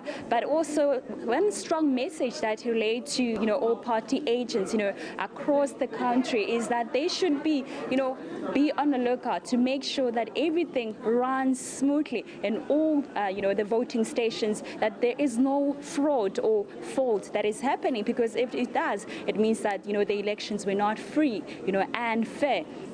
And in terms of voting stations here in Limpopo, you know, as one would expect that in Guyana, you know, there will be, you know, challenges or incidents. There were no major incidents reported there, but we know that voting was a bit slow today, but it is expected, as you know, that it is, you know, the voting time is coming to an end at 9, that people between, you know, maybe now until 9, they make sure that they go there, you know, they cast their vote, as this is their last opportunity to do so. And we understand that also here in Polokwane at a certain voting station, you know, they ran out of the Section 24A forms. You know, those are the forms that are used by, you know, non-local voters so they can be able to cast their votes. But we've learned that at that voting station, they've ran out of that form. But surely, you know, as the hours, you know, going 9 o'clock is just around a few minutes away. We'll certainly have to wait and see what will happen, you know, especially for Limpopo. We know that it is heavily contested by ANC as well as EFF. We know that EFF in 2014, you know, they've managed to get just above 10%, you know, of vote people here in the province. And we certainly have to wait and see on Saturday as to who will take over in this province. If AFF certainly get, you know, an increase in seats in parliament or in legislature, a provincial legislature, it will be a celebratory moment for them, and also see what will happen in terms of ANC. But in terms of voting stations, we'll be having a media briefing later on with IEC Limpopo for them just to give us a briefing in terms of the voting stations across the province. If there were any glitches and challenges that they have encountered. So certainly we'll hear later on as to if it went smoothly, because we know that yesterday there were certain voting stations that didn't open and people were not able to cast their ballots, and there were incidents where some residents were IEC officials were interrupted while executing special votes. So we have to wait a bit later on to hear if there were no similar incidents that had transpired in some voting station, looking at Giyane and as well as Viwane. But for now, that's it from me here in Polokwane. It's back to you in studio. Beatrice Makwale from Polokwane area of Limpopo. So it's 10 minutes to go. If you'd like to vote in the 2019 national or provincial elections, you have 10 minutes. If you're close to a voting station, get into your car now. The IEC has said that anyone in a queue at 9 o'clock will not be turned away. You are entitled to vote as long as you are standing in some sort of queue by 9 o'clock. So what happens at 9 o'clock? The presiding officer has to seal all the unused ballot boxes, and then the counting begins. So I've seen it in progress years ago when there was in fact an electrical problem. People were counting those votes in candlelight, and kudos to the IEC officials and the party officials who do that. Luckily no load shedding, no disruptions reported today in terms of that, but it is a cold evening in those big voting stations. They will spend a lot of time counting rather, and all the agents, all the parties have to agree on the final vote for each and every polling station. That's put on the door. They can take pictures. There are lots of records of each and every polling station's results before it goes to municipal offices and then fed through to the main results centers. So there's a lot of integrity in our voting process. And just very quickly, let's look at the stakes. This you can find on the SABC website, and it shows you last elections results. If you look at the right of the screen, you see 2014, the ANC sitting on 62%, the DA 22%, the EFF 6%. So when those results start coming in a matter of hours, and a few hours after that, the CSIR and other agencies will start making predictions in terms of the final results. These are the stakes. Nobody wants to go down from the last elections, but of course everybody gunning for those big municipal areas. Our analysts earlier saying that the risk here is that the ANC becomes a more rural party like many liberation parties in Africa, or it regains, perhaps last time in the local government elections we saw a decline for the ANC, perhaps some disillusioned voters. Will the ANC gain them back? All right, that's a wrap, but we'll continue our rolling coverage at the top of the hour. Thank you for being with us thus far.